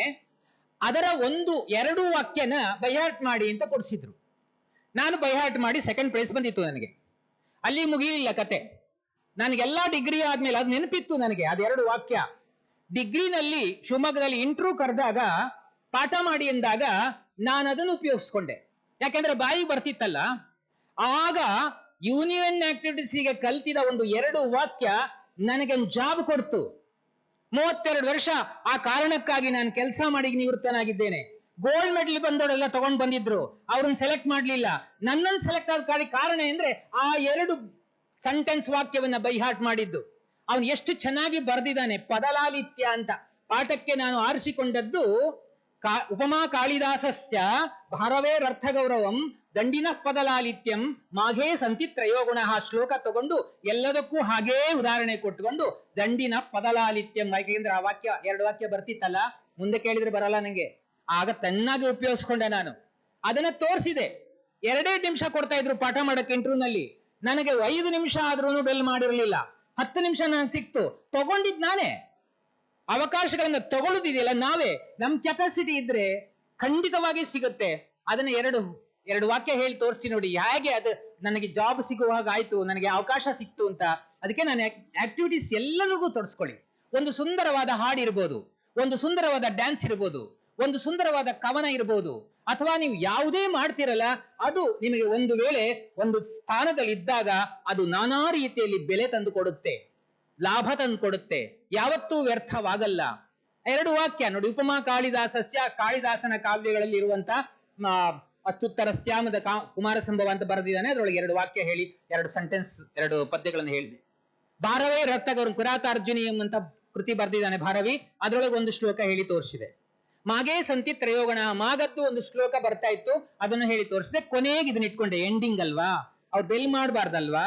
ಇನ್ನೂ ಮುಂದೆ ಹೇಳ್ತೀನಿ, ಇನ್ನೂ ಮೇಲೆ ಅಂದ್ರೆ ಬೆಲ್ ಮಾಡಕ್ಕೆಲ್ಲ ಆಗತ್ತೆ. ಮುಂದೆ ಹೇಳ್ತೀನಿ, ಬಹಳ ಇಂಟ್ರೆಸ್ಟಿಂಗ್ ಇದೆ ಅಂತ ಹೇಳಿದಾಗ ಬೆಲ್ ಮಾಡಕ್ಕಾಗಲ್ಲ. ಆ 2 ವಾಕ್ಯ ಹೇಳಿ ತೋರಿಸಿ ನೋಡಿ. ಆವಾಗ ಕಲ್ತಿದ್ದು, ಮಧ್ಯದಲ್ಲಿ ಮರ್ತೋಗುತ್ತೋ ಏನೋ ಗೊತ್ತಿಲ್ಲ. ನೋಡಿ ಎಷ್ಟು ಚೆನ್ನಾಗಿದೆ ಅದು. ಅದ್ರದ್ದು ಅರ್ಥ ಏನು ಅಂದ್ರೆ, ಪುಷ್ಪಪುರ ಎಂಬ ನಗರವಿದೆ, ಅದರೊಳಗೆ ರಾಜಹಂಸ ಎಂಬ ರಾಜ ಇದ್ದಾನೆ, ಇಷ್ಟೇ ಅರ್ಥ ಅದು. ಮತ್ತೆಲ್ಲ ವರ್ಣನೆ. ಅಸ್ತಿ ಸಮಸ್ತ ನಗರಿ ನಿಕಷಾಯಮಾನ ಶಶ್ವತ ಗಣ್ಯ ಪಣ್ಯ ವಿಸ್ತಾರಿತ ಮಣಿಗಣಾದಿ ವಸ್ತುಜಾತ ವ್ಯಾಖ್ಯಾತ ರತ್ನಾಕರ ಮಹಾತ್ಮ್ಯ ಮಗಧ ದೇಶ ಶೇಖರೀಭೂತ ಪುಷ್ಪಪುರೀ ನಾಮ ನಗರಿ ತತ್ರ ವೀರ ಭಟ ಬಡಲೋತ್ತಂಗ ತುರಂಗ ಕುಂಜರ ಮಕರ ಭೀಷಣ ಸಕಲ ತ್ರಿಪಗಣ ಕಟಕ ಜಲಂದಿ ಮತನ ಮಂದರಾಯಮಾನ ಸಮುದ್ದಂಡ ಭುಜದಂಡ ಪುರಂದರ ಪುರಾಂಗಣ ವನಹರ ಪರಾಣ ಗೀರ್ವಾಣದನ ಗಣಿಕಾಗಣ ಜಯಗೀಯಮಾನ ಯತಿಮಾನ ಯಾನಿಯ ಶರಣಿಂದು ಕುಂದ ಗನಸಾರ ನೀಹಾರ ಹಾರ ಮೃಣಾಲ ಮರಾಲ ಸ್ವರ್ಗ ಜನೀರ್ ಗಿರಿಶಾಟ್ಟಹಾಸ ಕೈಲಾಸ ಕಾಶನೀಕಾಶ ಮೂರ್ತಿಯ ರಚಿತ ದಿಗಂತಾಳ ಪೂರ್ತ್ಯ ಕೀರ್ತ್ಯಾಮ ಸುರ್ಲೋಕ ಶುರೋಡಿ ರತ್ನ ರತ್ನಾಕರ ವೇಲ ಮೇಘಲಾಯಿತ ಕರಣಿ ರಮಣಿ ಸೌಭಾಗ್ಯ ಭೋಗ ಭಾಗ್ಯವಾನ್ ಅನವರ್ತಯಾಗ ದಕ್ಷಿಣಾಕ್ಷ ವಿದ್ಯಾ ವಿದ್ಯಾ ಸಂಭಾರ ಭಾಸುರಭೂಸರ ನಿಕರ ವಿರಚಿತ ರಾತಿ ಸಂತಾಪೇನ ಪ್ರತಾಪೇನ ಸತ್ವಲಿನ್ ನದ್ಯಹಂಸ ರಾಜಹಂಸೋ ನಾಮ ಗಣದರ್ಪ ಕಂದರ್ಪ ಸೌಂದರ್ಯ ಸೋದರ್ಯ ಹೃದಯ ನಿರವಧ್ಯ ರೂಪೋ ಭೂಪೋ ಬಭೂವ. ಅದೇ 2 ವಾಕ್ಯ. ನಿಮ್ಗೆಲ್ಲ ಇಷ್ಟು ಆದ್ ಬರೇ ಅರ್ಥ ಆಗದಿದ್ರು ಕೇಳಕ್ ಖುಷಿಯಾಗಿದ್ರೆ ಅಲ್ಲಿ ಎಂಟ್ರಿ ಮಾಡೋರಿಗೆ ಎಷ್ಟು ಖುಷಿ ಆಗಿರ್ಲಿ ಸಾಕು. ಅದೇ ಕಾರಣಕ್ಕೆ ನಾನು ಸೆಲೆಕ್ಟ್ ಆದೆ. ಮಕ್ಕಳೇ, ಯಾಕೆ ಹೇಳ್ತಾ ಇದ್ದೀನಿ, ನನಗಾದ ಲಾಭ ನಿಮಗೆಲ್ಲ ಆಗ್ಲಿ ಅಂತ. ಅದರಿಂದ ಆಗ ಕಲ್ತದ್ದು, 45 ವರ್ಷಕ್ಕೆ ಕಲ್ತದ್ದು, ಇವತ್ತು ಏನೂ ಲಗೇಜ್ ಇಲ್ಲ, ಲಗೇಜ್ ಬೇಕಿಲ್ಲ, ಇಲ್ಲೇ ಇದೆ 800 ಪದ್ಯ. ಯಾವಾಗ ಬೇಕೋ ಒಂದೊಂದು 5-6 ಪದ್ಯ ಹೇಳ್ಬೋದೇನಷ್ಟೇ ಅಲ್ವಾ. ಅಷ್ಟು ಮುಕ್ತಗಳು ಇಡೀ ರಾಜ್ಯದಾದ್ಯಂತ ತಿರ್ತಾ ಇದೀನಿ, ಬರೇ ತಲೆ ತಗೊಂಡಷ್ಟೇ. ಯಾಕೆ ಹೇಳ್ತೇನೆ, ಈ ತಲೆಗೆ ತುಂಬ್ಕೊಳ್ಳಿ. ಹಾಗೆ ಪುಸ್ತಕ ನೋಡ್ಕೊಂಡು ಹೇಳುವಂತದ್ದು ಬೇಡ, ತಲೆಗೆ ತುಂಬ್ಕೋಬೇಕು ಅಂತ ನಿರ್ಧಾರ ಮಾಡಿ. ನಾನು ಏನಿದ್ರು 800 ಪದ್ಯಗಳನ್ನ ಎಲ್ಲಿ ಉಪನ್ಯಾಸ ಮಾಡಿದ್ರು ಚೀಟಿ ಇಟ್ಕೋಬಾರ್ದು ಅಂತ ನಿರ್ಧಾರ ಮಾಡಿದ್ದೆ. ಬನ್ನಂಜ ಗೋವಿಂದಾಚಾರ್ಯರು ನನಗೆ 2 ಸಲ ಹೇಳಿದ್ರು, ಚೀಟಿ ಇಟ್ಕೋಬೇಡಿ ನೀವು, ಚೀಟಿ ಇಟ್ಕೊಂಡ್ರೆ ವೀಕ್ನೆಸ್ ಅದು, ಚೀಟಿ ಇಟ್ಕೊಳ್ಳದೆ ಹೇಳಕ್ ಶುರು ಮಾಡಿ, ಆಗ ನೈಜತೆ ಬರುತ್ತೆ ಅಂತ. ಆಗ ಅದನ್ನ ಆ ಒಂದು ಧೋರಣೆ ನಮ್ದಲ್ಲಿ ಇದ್ದಿದ್ರಿಂದ 800 ಪದ್ಯ ಈಗ ಬಾಯಿಗಿದೆ. ಆಫ್ಟರ್ ರಿಟೈರ್ಮೆಂಟ್ ಇನ್ನು 150 ಪದ್ಯ ಇದೆ, 145 ಪದ್ಯ ಕಲಿಬೇಕು ಅಂತಿದ್ದೆ, ಆಗ್ಲಿಲ್ಲ. ಇನ್ನು ರಿಟೈರ್ ಆದ್ಮೇಲೆ ಕಲಿಯಕ್ ಆಗಲ್ಲಪ್ಪ. 60 ವರ್ಷದ ಮೇಲೆ ನೆನಪಿನ ಶಕ್ತಿ ಡಮಾರ್ ಅಂದು ಹೋಗುತ್ತೆ. ನೀವು ಮನಸ್ಸು ಮಾಡಿದ್ರೆ ಇಡೀ ಜಗತ್ತನ್ನ ನುಂಗಿ ನೀರು ಕುಡಿಬಹುದು, ಅಷ್ಟು ತಾಕತ್ತಿದೆ. ಈ IAS ಎಲ್ಲ ಮಾಡ್ತಾರಲ್ಲ, KS ಎಲ್ಲ ಮಾಡ್ತಾರಲ್ಲ, ಬರೇ ಮೆಮೊರಿ ಪವರ್ ಅಷ್ಟೇ. ಏನು ಓದ್ತಿರೋ, ಏನು ನೋಡ್ತಿರೋ ಎಲ್ಲ ನೆನಪಿನಲ್ಲಿ ಇಟ್ಕೊಳ್ಳುವ ಕೆಲಸ ಮಾಡಿ, ನಿಮ್ಗೇನು ಕಷ್ಟ ಆಗಲ್ಲ. ಅದಕ್ಕೆ ಬೇಕಾದ ತರಬೇತಿ ಇನ್ಸ್ಟಿಟ್ಯೂಷನ್ ಸಿಗುತ್ತೆ. ಎಷ್ಟೋ ದೂರದಿಂದ ಬಂದಿದ್ದೀರಾ, ಎಷ್ಟು ಕನಸು ಕಂಡಿದ್ದೀರಾ ನೋಡಿ. ಬಂದಾಗ ನನಗೆ ಒಂದ್ಸಲ ಖುಷಿ ಆಯ್ತಪ್ಪ ತುಂಬಾ. ಎಕ್ಸಲೆಂಟ್ ಅಂತಂದ್ರೆ ನಿಜವಾಗಿ ಎಲ್ಲ ಅನ್ವರ್ಥಕವಾಗಿ ಎಕ್ಸಲೆಂಟೇ. ಅದ್ರೊಳಗೆ ಎಷ್ಟು ಪರಿಶ್ರಮ ಬೇಕು ನೋಡಿ. ನೀವೆಲ್ಲರೂ ಕೂಡ ಚೆನ್ನಾಗಿ ಓದಿ, ಹೇಗೆ ನಮ್ಮ ಯುವರಾಜ್ ಜೈನ್ ಅವರು ಹೀಗೆ ಒಂದು ಎಕ್ಸಲೆಂಟ್ ಇನ್ಸ್ಟಿಟ್ಯೂಷನ್ ಕಟ್ಟಿದ್ರು, ನೀವು ಪ್ರತಿಯೊಬ್ರು ನಮ್ಮ ದೇಶದ ಮೂಲೆ ಮೂಲೆಗಳಲ್ಲಿ ಇಂತಹ ಇನ್ಸ್ಟಿಟ್ಯೂಷನ್ ಕಟ್ರಿ. ಆಗ ಭಾರತ ನಿಜವಾಗಿಯೂ ಭವ್ಯ ಭಾರತವಾಗುತ್ತೆ, ಉಜ್ವಲ ಭಾರತವಾಗುತ್ತೆ. ಹಾಗಾಗಿ ಹಕ್ಕಿಯ ವಿಚಾರ ಹೇಳ್ತಾ ಇದ್ದೆ. ನಾವು ಕಲ್ತ್ರೆ ಏನು ಬೇಕಾದ್ರೂ ಕಲಿಬಹುದು ಎಂಬುದಕ್ಕೆ. ಈ ಧರ್ಮ ಮೀರಿ ಹೋಗೋದಿಲ್ಲ ಅಂತ ಹೇಳ್ತಾ ಇದ್ದೆ, ಯಾವ ಪಕ್ಷಿ ಪ್ರಾಣಿ. ಆದ್ರೆ ಮನುಷ್ಯ ಮಾತ್ರ ಧರ್ಮ ಮೀರುವುದಲ್ವಾ. ನೋಡಿ, ಹಸು ಕೃತಯುಗದಲ್ಲಿ ಇತ್ತಲ್ಲ ಹಸು, ಅದು ಆಗ್ಲೂ ಹುಲ್ಲೇ ತಿಂತಾ ಇತ್ತು, ಹಾಲು ಕೊಡ್ತಾ ಇತ್ತು. ಇವಾಗ್ಲೂ ನಮ್ ಕಣ್ಣೆದುರುಗಡೆ ಹುಲ್ ತಿನ್ನತ್ತೆ, ಹಾಲು ಕೊಡುತ್ತೆ. ಕೃತಯುಗದಲ್ಲಿ ಹಾಲನ್ನ ಹಾಲಾಗೆ ಕೊಡ್ತಿದ್ರು, ಇವತ್ತು ಹಾಲಿಗೆ ನೀರು ಹಾಕಿ ಕೊಡ್ತಾರೆ. ಆದ್ರೆ ಹಸುವಿಗೆ ಉಪದೇಶ ಕೊಡ್ಬೇಕಾ ನೀರ್ ಹಾಕ್ಬೇಡ ಅಂತ? ಯಾರಿಗೆ ಕೊಡ್ಬೇಕು ಹೇಳಿ? ಮನುಷ್ಯನಿಗೆ ಉಪದೇಶ. ಮನುಷ್ಯ ಅತ್ಯಂತ ಉನ್ನತವಾದ ಜನ್ಮ ಅಂತ ಹೆಗ್ಗಳಿಕೆಯಿಂದ ಹೇಳ್ಕೊಳ್ತಾನಲ್ಲ, ಧರ್ಮ ಮೀರಿದ್ದು ಯಾರು? ಇಂಥ ಉಪದೇಶ ಯಾರಿಗೆ ಬೇಕು? ಇಂಥ ಏನಾದ್ರು ಸ್ಪೀಚು ಏನಾದ್ರು ಪ್ರವಚನ ಮಾಡಿದ್ರೆ ಯಾವ್ದಾದ್ರು ಕತ್ತೆ ನಾಯಿ ಹಂದಿ ಏನೋ ಬರ್ತಾವ, ಅವ್ ಬೇಕಾಗಿಲ್ಲ. ಯಾಕೆಂದ್ರೆ ಧರ್ಮ ಮೀರಿ ಹೋಗಲ್ಲ. ಧರ್ಮ ಮೀರಿ ಯಾರು ಹೋಗ್ತಾರೋ ಅವ್ರಿಗೆ ಉಪದೇಶ ಬೇಕಲ್ವಾ? ಹಾಗಾಗಿ ತರಣಿ ಶಶಿ ಪಥಗಳನ್ನು ಧರೆ ವರುಣ ಗತಿಗಳನ್ನು ಮರುದಗ್ನಿ ವೇಗಗಳ ನಿಯಮಿಸಿಹ ದಕ್ಷನ್ ನರ ನರಸಿ ಕೊಳಲಿ ದಾರಿಯ ತನಗೆ ತಾನೆಂದು ತೊರೆದ ನೇತಕ್ಕೆ ನಮ್ಮ ಮಂಕುತಿಮ್ಮ. ದಿವಿಜ್ ಎಷ್ಟು ಚೆನ್ನಾಗಿ ಹೇಳ್ತಾರೆ ನೋಡಿ. ಸೂರ್ಯನಿಗೆ ಚಂದ್ರನಿಗೆ ತನ್ನದೇ ಆದ ಗೊತ್ತಾದ ಗುರಿ ಇದೆ, ಅಲ್ಲೇ ಸಂಚಾರ ಮಾಡ್ತಾರೆ. ಭೂಮಿ ಸುತ್ತುತ್ತಲ್ವಾ, ಯಾವತ್ತೂ ವಿಶ್ರಾಂತಿ ತಗೊಳ್ಳಲ್ಲ. ಧರವರುಣ ಗತಿಗಳನ್ನು ಮರುದಗ್ನಿ ವೇಗಗಳ ನಿಯಮಿಸಿಯ ದಕ್ಷನ್. ನೀರು ಮೇಲಿಂದ ಕೆಳಗಡೆ ಹರಿಯುತ್ತೆ, ಯಾವತ್ತೂ ತನ್ನ ಪಥ ಬದಲಾಯಿಸುವುದಿಲ್ಲ. ಅಗ್ನಿ ಮೇಲ್ಮುಖವಾಗಿ ಉರಿಯುತ್ತೆ, ನೀವು ಹೀಗಿಡಿದ್ರು ಮತ್ತೆ ಮೇಲೆ ಉರಿಯುತ್ತೆ ಅಲ್ವಾ, ಅದನ್ನು ಬದಲಾಯಿಸ್ಲಿಕ್ಕೆ ಆಗುದಿಲ್ಲ. ಎಲ್ಲದಕ್ಕೂ ಒಂದು ಧರ್ಮ ಇದೆ. ನೀರಿಗೊಂದು ಧರ್ಮ ಇದೆ, ಅಗ್ನಿಗೊಂದು ಧರ್ಮ ಇದೆ, ಭೂಮಿಗೊಂದು ಧರ್ಮ ಇದೆ, ಗಾಳಿಗೊಂದು ಧರ್ಮ ಇದೆ, ಎಲ್ಲದಕ್ಕೂ ಧರ್ಮ ಇದೆ. ಆದ್ರೆ ಮನುಷ್ಯನಿಗೆ ಯಾಕೆ ಧರ್ಮ ಇಲ್ಲ? ಪಕ್ಷಿ ಪ್ರಾಣಿಗಳು ಬೆಳಿಗ್ಗೆ ಬೆಳಿಗ್ಗೆ ಸೂರ್ಯೋದಯ ಆದ ತಕ್ಷಣ ಎದ್ದು ಬಿಡ್ತಾವಲ್ಲ, ಈ ಪ್ರಾಣಿ ಯಾಕೆ ಹೇಳಲ್ಲ? ಏಳಿಸ್ಬೇಕು, ಧರ್ಮ ಮೀರ್ತಾನಲ್ಲ. ಕೆಲವು ನಗ್ತಾರೆ ಮಕ್ಕಳು, ಯಾಕೆಂದ್ರೆ ಅವ್ರು ನೆನಪಾಗತ್ತೆ, ಬಹುಶಃ ಏಳಿಸ್ಬೇಕು ಅಂತ ಕಾಣಿಸುತ್ತೆ. ಮನೆಗೆ ಹೋದ್ರು ದೇವರೇ ಗತಿ. ಯಾಕೆಂದ್ರೆ ಇಲ್ಲಿ 5 ಗಂಟೆಗೆ ಏಳ್ಸಿರ್ತಾರಲ್ಲ, ಎಷ್ಟೊತ್ತಿಗೆ ಗೊತ್ತಿಲ್ಲ, ಸಾಮಾನ್ಯವಾಗಿ ಆಸ್ಟ್ರೇಲಿಯಾ 5 ಗಂಟೆಗೆ ಏಳಿಸ್ತಾರೆ. ಇಲ್ಲಿ ಬ್ರಾಹ್ಮಿ ಮುಹೂರ್ತದಲ್ಲಿ ಒಳ್ಳೆ ಸಿಸ್ಟಮ್, ಗುರುಕುಲ ಸಿಸ್ಟಮ್ ನಮ್ಮಲ್ಲಿ. ಬ್ರಾಹ್ಮಿ ಮುಹೂರ್ತದಲ್ಲಿ ಅಧ್ಯಯನ ಮಾಡಿದ್ರೆ ಎಲ್ಲವೂ ತಲೆಗೆ ಹೋಗುತ್ತೆ. ಅಭ್ಯಾಸ ಮಾಡ್ಬೇಕು ಕಷ್ಟ. ನಿದ್ದೆ ಮಾಡಿ ಅಭ್ಯಾಸ ಇದ್ದವ್ರಿಗೆ ಮೊದಲು ಪ್ರಾಬ್ಲಮ್ ಆಗುತ್ತೆ, ಸಮಸ್ಯೆ ಆಗುತ್ತೆ. ಆಮೇಲೆ 5 ಗಂಟೆಗೆ ಹೇಳ್ತಿದ್ರೆ ಸಮಾಧಾನವೇ ಇರಲ್ಲ, ಅಷ್ಟು ಖುಷಿ ಆಗುತ್ತೆ. ಬೆಳಗಿನ ಜಾವ ಸೂರ್ಯನನ್ನ ನೋಡ್ಬೇಕಲ್ಲಪ್ಪ. ಯಾಕೆ ಸೂರ್ಯ ನೋಡ್ಬೇಕು ಹೇಳಿ? ಆ ಸೂರ್ಯ ಪ್ರತ್ಯಕ್ಷ ದೇವರಲ್ವಾ, ಪ್ರತ್ಯಕ್ಷ ಕರ್ಮ ದೇವತೆ ಅಲ್ವಾ, ಪ್ರತ್ಯಕ್ಷ ಧರ್ಮ ದೇವತೆ ಅಲ್ವಾ. ಧರ್ಮವೇನಾದ್ರೂ ಆಚರಿಸಬೇಕು ಅಂದ್ರೆ, ಸಮಯ ಪ್ರಜ್ಞೆ ಏನಾದ್ರೂ ನಮಗೆ ಬರಬೇಕು ಅಂದ್ರೆ ಸೂರ್ಯ ನೋಡ್ಬೇಕಲ್ಲ. ಯಾವತ್ತಾದ್ರೂ ಲೇಟ್ ಆಗಿ ಬರ್ತಾನ ಸೂರ್ಯ? ಯಾವತ್ತಾದ್ರೂ ರಜಾ ಹಾಕ್ತಾನ? ನಂಗೆ ಹುಷಾರಿಲ್ಲ, ಒಂದು ದಿವಸ ರಜಾ ಹಾಕ್ತಾನ? ಅದಕ್ಕೆ ಸೂರ್ಯ ನೋಡಪ್ಪ. ಕೆಲ್ಸ ಮಾಡು ಅಂದ್ರೆ ರಜಾ ಇಲ್ದೆ ಕೆಲ್ಸ ಮಾಡು. ಧರ್ಮ ಪ್ರಜ್ಞೆ, ಕರ್ಮ ಪ್ರಜ್ಞೆ, ಒಂದು ದಿವಸ ಅವನ ದಾರಿ ತಪ್ಪಿ ಹೋಗಲ್ಲ ಅಲ್ವಾ. ಅದಕ್ಕೆ ಚೆನ್ನಾಗಿ ಹೇಳ್ತಾರೆ, ಇಳೆಗಿಂದ ಮೊಳಕೆ యొಗೆವೊಂದು ತಮಟೆಗಳಿಲ್ಲ, ಫಲಮಾಗುವೊಂದು ತುತ್ತೂರಿದನಿಲ್ಲ, ಬೆಳಕೀವ ಸೂರ್ಯ ಚಂದ್ರರದೊಂದು ಸದ್ದಿಲ್ಲ, ಹೊಲಿ ನಿನ್ನ ತುಟಿಗಳನ್ನು ಮಂಕುತಿಮ್ಮ. ಹೆಸರು ಹೆಸರೆಂಬುದೇ ಕಸರು ಬೀಸುವ ಗಾಳಿ, ಹಸೆಯೊಂದು ನಿನಗೇಕೆ ಬ್ರಹ್ಮಪುರಿಯೊಳಗೆ. ಶಿಶುವಾಗು ನೀ ಮನದಿ, ಹಸುವಾಗು ಸಸಿಯಾಗು, ಕಸಬೊರಕೆಯಾಗಿಳೆಗೆ ಮಂಕುತಿಮ್ಮ. ಅಕ್ಕಿಯೊಳಗನ್ನವನು ಮೊದಲಾರು ಕಂಡವನು, ಅಕ್ಕರದ ಬರಹಕ್ಕೆ ಮೊದಲಯದನಾರು. ಲೆಕ್ಕವಿರಿಸಿಲ್ಲ ಜಗ ತನ್ನಾದಿ ಬಂಧುಗಳ, ದಕ್ಕುವುದೇ ಜಸ ನಿನಗೆ ಮಂಕುತಿಮ್ಮ. ಎಷ್ಟು ಚೆನ್ನಾಗಿ ಹೇಳ್ತಾರೆ ನೋಡಿ, ಎಂತ ತತ್ವ. ಇಳೆಯಿಂದ ಮೊಳಕೆ ಒಗೆ ಒಂದು ತಮಟೆಗಳಿಲ್ಲ. ಈ ಭೂಮಿಯಿಂದ ಮೊಳಕೆ ಬರುತ್ತಲ್ಲ, ಯಾವ್ದಾದ್ರೂ ಭೂಮಿ ಯಾವತ್ತಾದ್ರೂ ತಮಟೆ ಬಾರಿಸಿ ನಾನಿಷ್ಟು ಮೊಳಕೆ ಬರೆಸಿದ್ದೇನೆ ಅಂತ ಹೇಳ್ಕೊಳ್ಳುತ್ತಾ?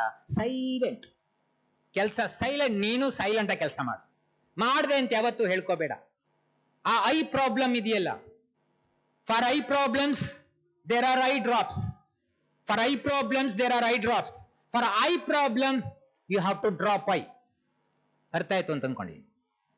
ಐ ಪ್ರಾಬ್ಲಮ್, ನಾನು, you have to drop eye. Eye ಪ್ರಾಬ್ಲಮ್ಸಿಗೆ ಡ್ರಾಪ್ಸ್ ಇದಾವೆ, ಆದ್ರೆ ಐ ಪ್ರಾಬ್ಲಮ್ಗೆ you have to drop eye. ಅಹಂಕಾರ ಬಿಡಬೇಕು, ಅಹಂಕಾರ ಬಿಟ್ಟು ಕೆಲಸ ಮಾಡು. ನಿನ್ನ ಕೆಲಸ ನೀನ್ ಮಾಡು. ಇಳೆಗಿಂದ ಮೊಳಕೆಯೊಗೆ ಒಂದು ತಮಟೆಗಳಿಲ್ಲ, ಫಲಮಾಗುವೊಂದು ತುತ್ತೂರಿದನಿಲ್ಲ. ಹಣ್ಣನ್ನ ಮಾಗಿಸ್ತಾವಲ್ಲ ಒಂದೊಂದು ಮರ, ತುತ್ತೂರಿ ಓದಿ ನಾನು ಹಲಸಿನ ಮರ ಇಷ್ಟು ಹಣ್ಣು ಬಿಟ್ಟಿದ್ದೇನೆ ಈ ವರ್ಷ, ಮಾವಿನ ಮರ ಇಷ್ಟು ಕೋಟಿ ಹಣ್ಣನ್ನು ಕೊಟ್ಟಿದ್ದೇನೆ ಅಂತ ಯಾವತ್ತಾದ್ರೂ ತುತ್ತೂರಿ ಊದಿ ಇಷ್ಟು ಹಣ್ಣು ಬಿಟ್ಟಿದ್ದೇನೆ ಅಂತ ಹೇಳ್ಕೊಳತ್ತಾ? ಹಲಸಿನ ಮರದಲ್ಲಿ ಹಣ್ಣಾದ್ರೆ ಮೌನವಾಗಿ ಆಹ್ವಾನ ಕೊಡುತ್ತೆ, ನಾನು ಹಣ್ಣಾಗಿದ್ದೇನೆ ಬಾ ಅಂತ. ಗಲಾಟೆ ಮಾಡಲ್ಲ. ಮೂಗಿಗೆ ಸುವಾಸನೆ, ಅದ್ರದ್ದು ಹಣ್ಣಿನ ವಾಸನೆ ಬಡಿದ್ರೆ ಯಾವುದು ಹಣ್ಣಾಗಿದೆ ಅಂತ ಹೋಗ್ತೀವಿ ನಾವು. ಎಷ್ಟು ಚೆನ್ನಾಗಿ ನಮ್ಗೆ ಅವೇರ್ನೆಸ್ ಕೊಡುತ್ತೆ ಅದು. ನಾನು ಹಣ್ಣಾಗಿದ್ದೇನೆ, ನಾನು ಪಕ್ಕ ಆಗಿದ್ದೇನೆ, ನಾನು ಹಣ್ಣಾಗಿದ್ದೇನೆ, ಬಾ ತಗೋ. ನಾವು ಕೂಡ ಪ್ರತಿಯೊಬ್ರು ಹಣ್ಣಾಗಬೇಕು.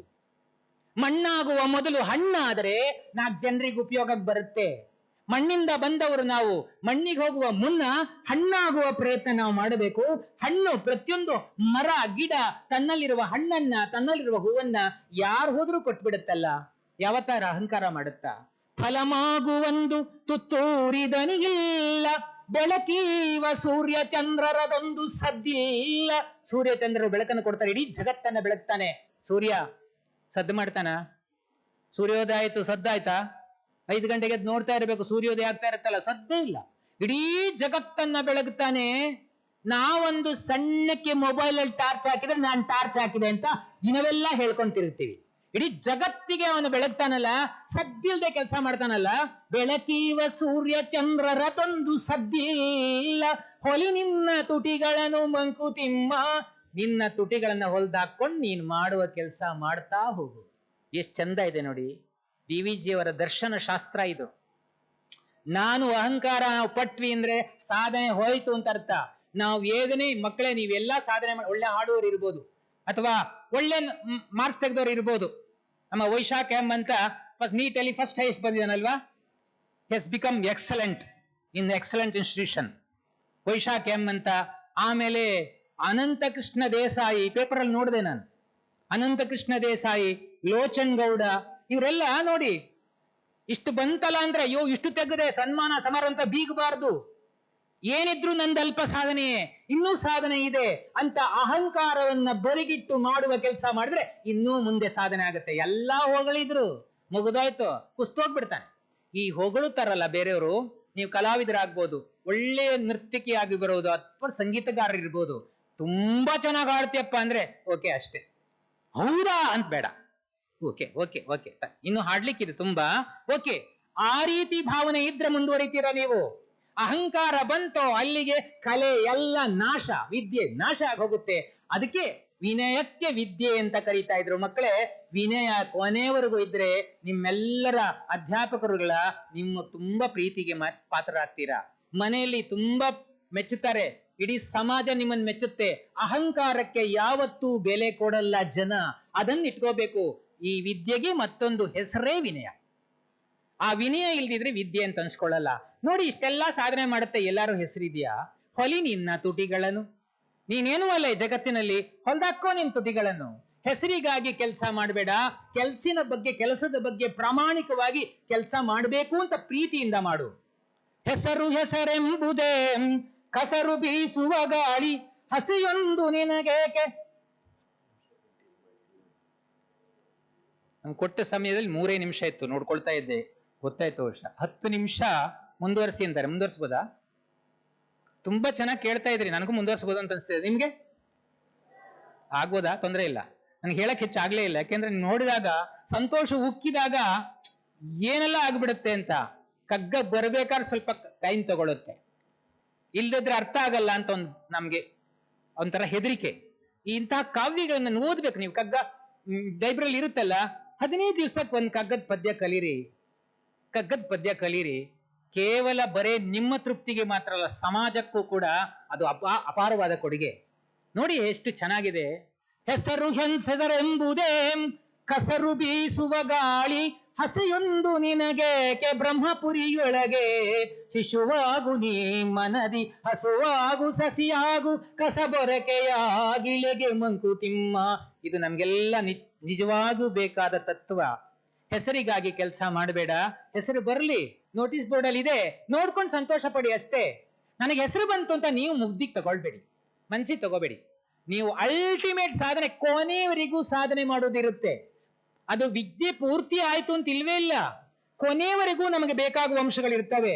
ಆದ್ರಿಂದ ನಾನು ಪರಿಪೂರ್ಣನಾದೆ ಅಂತ ಹೇಳುವ ಭಾವ ಇರ್ಕೂಡ್ದು. ಹೆಸರು ಹೆಸರೆಂಬುದೇ ಕಸರು ಬೀಸುವ ಗಾಳಿ. ಹೆಸರಿಗಾಗಿ ಕೆಲಸ ಮಾಡುವನು ಅದು ಕಶ್ಮಲ ಬೀಸುವ ಗಾಳಿಯಂತೆ, ನಿಜವಾದ ಕೆಲಸ ಅಲ್ಲ ಅದು. ಹಸೆಯೊಂದು ನಿನಗೇಕೆ ಬ್ರಹ್ಮಪುರಿಯೊಳಗೆ. ಈ ವಿಶಾಲವಾದ ಜಗತ್ತಲ್ಲಿ ನಿನಗೊಂದು ಸ್ಥಾನಮಾನ ಯಾಕೆ ಬೇಕು? ಎಷ್ಟೇ ಹೆಣಗಾಡಿದ್ರು ಇರುತ್ತಾ? ನಿನಗೊಂದು ಏನೋ ರ್ಯಾಂಕ್ ಬಂದಿರ್ತೀಯಪ್ಪ, ಗೋಲ್ಡನ್ ಫ್ರೇಮ್ ಅಲ್ಲಿ ನಿಮ್ ಸರ್ಟಿಫಿಕೇಟ್ ಹೆಣಗಾಡ್ತಿ ಹಾಕಿರ್ತೀರಾ, ಯಾರ ರ್ಯಾಂಕ್ ಬಂತು, ಗೋಲ್ಡನ್ ಫ್ರೇಮ್ ಇದೆ. ಎಲ್ಲಿವರೆಗೆ ಅದ್ ಬೆಲೆ? ನಾವಿರುವರೆಗೆ ಅಲ್ವಾ? ನಾವು ಹೋದ್ವಿ ಅಂದ್ರೆ ಗೋಲ್ಡ್ ತಗೊಂಡೋಗಿ ಮಾರಾಟ ಮಾಡ್ತಾರೆ ಮಕ್ಕಳು, ಅದ್ರೊಳಗೆ ಸರ್ಟಿಫಿಕೇಟ್ ಇದ್ರೆ ಸುಟ್ಟಾಕ್ತಾರೆ, ಮುಗಿತಾ ಅಲ್ಲಿಗೆ. ಹೆಸರು ಹೆಸರೆಂಬುದೇ ಕಸರು ಬೀಸುವ ಗಾಳಿ, ಹಸಿಯೊಂದು ನಿನಗೇಕೆ ಬ್ರಹ್ಮಪುರಿಯೊಳಗೆ. ಶಿಶುವಾಗು ನೀ ಮನದಿ, ಹಸುವಾಗು ಸಸಿಯಾಗು, ಕಸಬರಕೆಯಾಗಿಳೆಗೆ ಮಂಕುತಿಮ್ಮ. ಒಂದೊಂದು ಪದ ಇದೆಯಲ್ಲ ಮಕ್ಕಳೇ, ನಮ್ ಜೀವನಕ್ಕೆ ಅಪ್ಲೈ ಮಾಡ್ಕೋಬೇಕಾದ್ದು. ಶಿಶುವಾಗು ನೀ ಮನದಿ. ಚಿಕ್ಕ ಮಕ್ಕಳು ಯಾವತ್ತಾರ ಅಹಂಕಾರ ಪಡ್ತಾವ? ಎಷ್ಟು ನೀವೆಲ್ಲ ಚಿಕ್ಕ ಮಕ್ಕಳಿದ್ದಾಗ ತುಂಬಾ ಒಳ್ಳೆಯವರಾಗಿದ್ರಿ. ಏನು ಅಂದ್ರೆ ಏನಾರು ಅಪ್ಪ ಚಾಕ್ಲೇಟ್ ತಂದು ಕೊಟ್ರೆ ಏನ್ ಮಾಡ್ತಿದ್ರಿ ಹೇಳಿ? ಮೊದ್ಲು ಅಪ್ಪನ ಬಾಯಿಗೆ ಮೊದ್ಲು ಹಾಕ್ತಿದ್ರಿ. ಈಗ ಸ್ವಭಾವ ಹೊರಟೋಗಿದೆ ಅಲ್ವಾ? ಮೊದ್ಲು ಬಾಯಿಗೆ ಹಾಕೊಳ್ಳೋದು. ಅಲ್ಲಿಗೆ ಶಿಶುತ್ವ ಹೊರಟೋಯ್ತು ಅಂತ ಅರ್ಥ. ಚಿಕ್ಕ ಮಕ್ಕಳಿದ್ದಾಗ ಅಪ್ಪ ಚಾಕ್ಲೇಟ್ ತಂದು ಕೊಟ್ರೆ ಮೊದಲು ಅಪ್ಪನ ಬಾಯಿಗೆ ಹಾಕಿ, ಆಮೇಲೆ ಅಕ್ಕಪಕ್ಕದ ಮಕ್ಕಳು ಯಾರಾದ್ರೂ ಇದ್ರೆ ಅವುಗಳಿಗೆಲ್ಲ ಚಾಕ್ಲೇಟ್ ಕೊಟ್ಟು ಕೊನೆಗೆ ತಿನ್ನುವಂತದ್ದಲ್ವಾ? ಯಾವತ್ಯಾಗಿಗೂ ಇರಲ್ಲ ಇಂತಹ ಭಾವ ಆ ಮಗುವಿಗೆ. ನಮ್ಗೆ ನಿಮ್ಗೆ ಮಗುವಾಗಿದ್ದಾಗ ಎಲ್ಲ ಗುಣ ಇತ್ತು. ಬರ್ತಾ ಬರ್ತಾ ಬೆಳೆಸಿದ್ರು ನಮ್ಮ ಅಪ್ಪ ಅಮ್ಮ. ನೋಡಿದ್ರು ಒಂದ್ ದಿವ್ಸ ಚಾಕ್ಲೇಟ್ ಎಲ್ಲರಿಗೂ ಹಂಚ್ಬಿಡ್ತು, ಒಂದೇ ತಿಂದ್ಬಿಡ್ತು ತಾಂದು. ಅಮ್ಮ ನೋಡ್ತಿದ್ರು, ಮರುದಿವ್ಸನು ಪಾಪ ಅಪ್ಪ ಬರೋ ಟೈಮಿಗೆ, ಇವ್ರ ಅಪ್ಪ ಬರೋ ಟೈಮಿಗೆ ಎಲ್ಲ ಮಕ್ಕಳು ಹಾಜರ್. ಯಾಕಂದ್ರೆ ಚಾಕ್ಲೇಟ್ ಕೊಡ್ತಲ್ಲ ಮಗು, ಅವಕ್ಕೇನು ಗೊತ್ತು? ಚಾಕ್ಲೇಟ್ ಸಿಕ್ಕರಾಯ್ತಲ್ಲ, ಎಲ್ಲ ಹೋಗ್ತಿದ್ವು ಪಾಪ. ಎಲ್ಲ ಬಂತು 4 ದಿವಸ ಹೀಗೆ ಹಂಚಿ ಬಿಡ್ತು ಪಾಪ. ಅದಕ್ಕೆ ಬೇಜಾರೇ ಇಲ್ಲ, ಸಂತೋಷವಾಗಿ ಹಂಚಿಬಿಟ್ಟಿದೆ. 5ನೇ ದಿವಸ ಅಮ್ಮ ಗೀತೋಪದೇಶ ಶುರು ಮಾಡಿದ್ರು. ಏನು ಪುಟ ಬಾಯಿಲಿ, ನಾಳೆಯಿಂದ ಅಪ್ಪ ಚಾಕ್ಲೇಟ್ ತಂದ್ರೆ ನಮ್ಮನೆಯವ್ರಿಗೆ ಮಾತ್ರ ಕೊಡ್ಬೇಕಪ್ಪ, ಬೇರೆಯವ್ರ ಮನೆಗೆ ಕೊಡ್ಬಾರ್ದಪ್ಪ ತಕ್ಕಳಿಗೆ. ಅದ್ ಕೇಳುತ್ತೆ ಪ್ರಶ್ನೆ ಯಾವಾಗಲೇ, ಯಾಕೆ ಕೊಡ್ಬಾರ್ದಮ್ಮ, ಯಾಕೆ ಕೊಡ್ಬಾರ್ದಮ್ಮ ಅಂತ. ಬಾಯಿ ಮುಚ್ಚು, ಬೆಳಿತೀನಿ. ಉತ್ತರ ಇಲ್ಲ, ಹೀಗೆ ಅಲ್ವಾ? ಹೀಗೆ ಬೆಳೆಸೋದಲ್ಲ ನಾವು. ಆಗ ಸ್ವಾರ್ಥಿಗಳಾಗಿ ಬೆಳೀತಾರೆ. ಮಗು ಚಿಕ್ಕದಿರುವಾಗ ನೇರ ದಿಟ್ಟ ಸತ್ಯನೇ ಹೇಳೋದು, ಸುಳ್ಳು ಹೇಳಕ್ ಸಾಧ್ಯನೇ ಇಲ್ಲ. ಎಷ್ಟು ಜಾಣ ಗೊತ್ತಾ? ನೀವೆಲ್ಲ ಎಷ್ಟು ಜಾಣರಿದ್ರಿ, ಪ್ರಶ್ನೆ ಕೇಳ್ತಾ ಇದ್ರಲ್ಲ ಅವಾಗ. ಈಗ ಪ್ರಶ್ನೆ ಕೇಳೋದು ಬಂದಾಯ್ತಲ್ಲ, ಅವು ದಡ್ರಾದ್ರಿ. ಪ್ರತಿಯೊಂದು ನೋಡಿದ್ದನ್ನ ಎಲ್ಲವನ್ನು ಪ್ರಶ್ನೆ ಕೇಳ್ತಾ ಇದ್ರಲ್ವಾ? ಅಪ್ಪನ ತಲೆ ಕೂದಲು ನೋಡ್ತಾ ಇತ್ತಂತ ಒಂದು ಮಗು. ಅದಕ್ಕೆ ಆಕಸ್ಮಿಕವಾಗಿ 5-6 ತಲೆ ಕೂದಲು ಬಿಳಿಯಾಗಿತ್ತು. ಪ್ರಶ್ನೆ ಕೇಳ್ತದ, ಅಪ್ಪ ಯಾಕೆ ತಲೆ ಕೂದಲು ಬಿಳಿಯಾಗಿದೆ, ಉಳಿದೆಲ್ಲ ಕಪ್ಪಾಗಿದೆಯಲ್ಲ ಅಂತ. ಅಪ್ಪ ಜಾಣತನದಿಂದ ಉತ್ತರ ಕೊಡ್ತೇನೆ ಅಂತ ಕೊಟ್ರು. ನೀನ್ ತುಂಬಾ ಕಾಟ ಕೊಡ್ತೀಯಲ್ಲಪ್ಪ, ಅದನ್ನ ತಾಳಲಾರದೆ ತಲೆ ಕೂದಲು ಬಿಳಿಯಾಗಿದೆ. ಹೀಗೆ ನೀನ್ ಕಾಟ ಕಂಟಿನ್ಯೂ ಮಾಡಿದ್ರೆ ತಲೆ ಕೂದಲೆಲ್ಲ ಬಿಳಿಯಾಗುತ್ತೆ ಪುಟ ಅಂದ್ರು. ತಕ್ಷಣ ಮಗು ಏನ್ ಕೇಳ್ತು ಗೊತ್ತಾ? ಹಾಗಾದ್ರೆ ನಮ್ ತಾತನ ತಲೆ ಕೂದಲು ಎಲ್ಲ ಬಿಳಿಯಾಗಿದೆಯಲ್ಲ, ಅದಕ್ಕೆ ಅಲ್ವಾ? ನೋಡಿ ಮಕ್ಕಳು, ಶಿಶುವಾಗು ನೀ ಮನದಿ, ಹಸುವಾಗು ಸಸಿಯಾಗು, ಕಸಬೊರಕೆಯಾಗಿಳೆಗೆ ಮಂಕುತಿಮ್ಮ. ಆಮೇಲೆ ಹೇಳ್ತಾರೆ ನೋಡಿ, ಹಸುವಾಗು. ಹಸು ಯಾವತ್ತಾರ ಅಹಂಕಾರ ಪಡುತ್ತಾ? ಹಾದಿ ಬೀದಿಯಲ್ಲಿರುವ ಕಸದ ಹುಲ್ಲನ್ನು ಹುಡುಕಿ ಮೇದು ಮನೆಗೈದು ನಾನ್ ಅಮೃತವೀವೆ, ಅದನುಂಡು ನನಗೆರಡು ಬಗೆವ ಮಾನವ ಹೇಳು. ನೀನಾರಿಗಾದೆಯೋ ಎಲೆ ಮಾನವ, ಇಟ್ಟರೆ ಸಗಣಿಯಾದೆ, ತಟ್ಟಿದರೆ ಕುರುಳಾದೆ, ಸುಟ್ಟರೆ ನೊಸಲಿಗೆ ವಿಭೂತಿಯಾದೆ, ತಟ್ಟದೆ ಹಾಕಿದರೆ ಮೇಲುಗೊಬ್ಬರವಾದೆ. ನೀನಾರಿಗಾದೆಯೋ ಎಲೆ ಮಾನವ, ಹಾಯೆ ಹರಿಗೋಲಾದೆ, ರಾಯಬೇರಿಗೆಯಾದೆ, ರಾಯರ ಕಾಲಿಗೆ ಮುಳ್ಳೊತ್ತುವಾದೆ, ಆಯವರಿತು ಹೊಡೆಯೆ ಮಧುರ ಗಾನಕ್ಕಾದೆ, ನೀನಾರಿಗಾದೆಯೋ ಎಲೆ ಮಾನವ. ಹಸುವಿನ ಬಾಯಲ್ಲಿ ಇಂಥ ಕವನ ಬರುತ್ತಲ್ಲ, ಇವನ ಮಾತು ಬರುತ್ತಲ್ಲ, ಮಕ್ಕಳು ಕೇಳಿದ್ರೆ ಹಸುವಿನ ಬಗ್ಗೆ ಎಂಥ ಪೂಜ್ಯ ಭಾವನೆ ಬರುತ್ತಲ್ವಾ? ಅಲ್ವಾ? ಆವ ನೆಲದಲ್ಲಿ ಮೇದೋ, ಡಿವಿಜನ್ ಹೇಳ್ತಾರೆ, ಆವ ನೆಲದಲ್ಲಿ ಮೇದೋ, ಆವ ನೀರನ್ನು ಕುಡಿದೋ, ಆವು ಹಾಲ್ಗರೆವುದು ಅದನಾರು ಕುಡಿಯುವನೋ, ಆವ ಬಲವದರಿನೊಗೆದಿ ಎಂಗೈಸುವುದೋ ಜಗಕ್ಕೆ ಭಾವಿಸಾರುಣಗತಿಯ ಮಂಕುತಿಮ್ಮ. ಒಂದು ಹಸುವಿನ ಋಣ ತೀರ್ಸಕ್ಕಾಗಲ್ಲ ನಮ್ಗೆ. ಎಲ್ಲೋ ಸಿಕ್ಕಿದ ಹುಲ್ಲನ್ನ ಮೇಲ್ಕೊಂಡು ಬರುತ್ತೆ, ಯಾರು ಅದು ಹೋದಲ್ಲೆಲ್ಲ ಕ್ಲೀನ್ ಮಾಡಿರ್ತಾರೆ. ಯಾವುದೋ ನೀರು ಸಿಕ್ಕರೆ ಕುಡಿದು ಬಿಡುತ್ತೆ, ಗಟಾರ್ ನೀರಾರು ಕುಡಿದು ಬಿಡುತ್ತೆ ಅಲ್ವಾ? ನಮಗೆ ಫಿಲ್ಟರ್ ವಾಟರ್ ಬೇಕು. ನಾವು ತೆಂಗಿನ ಮರಕ್ಕೆ ಫಿಲ್ಟರ್ ವಾಟರ್ ಹಾಕಲ್ಲ, ಆದ್ರೆ ತೆಂಗಿನ ಮರ ಕೊಡುವ ನೀರು ನಮ್ಗೆ ಚೆನ್ನಾಗಿರ್ಬೇಕು. ಆದ್ರೆ ಹಸುವಿಗೆ ನಮಗೆ ಫಿಲ್ಟರ್ ವಾಟರ್ ಕೊಡಲ್ಲ, ಆದ್ರೆ ಹಸು ಕೊಡುವ ಹಾಲು ನಮಗೆ ಪ್ಯೂರ್ ಆಗಿರ್ಬೇಕು. ಎಂತ ಸ್ವಾರ್ಥ ಅಲ್ವಾ ನಮ್ದು? ಅದಕ್ಕೆ ಹಸುವಾಗು ಸಸಿಯಾಗು ಕಸಬೊರಕೆಯಾಗು. ಕೊನೆಗೆ ಹೇಳ್ತಾರೆ ಡಿವಿಜಿ, ಇದನ್ನ ನೆನ್ಪಿಟ್ಕೊಳ್ಳಿ ಮೊದಲು. ಸಾಧ್ಯವಾದಷ್ಟು ನಾನು ನನ್ನ ಜೀವನದಲ್ಲಿ ಅಪ್ಲೈ ಮಾಡ್ಕೊಂಡಿದ್ದೀನಿ.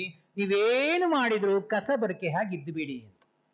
ಕಸಬರಕೆಯಲ್ಲಿ ತತ್ವ ಇದೆಯಲ್ಲ, ಕಸಬರಕೆನ ಯಾವಾಗ್ಲೂ ಎದುರುಗಡೆ ಇಡಲ್ಲ.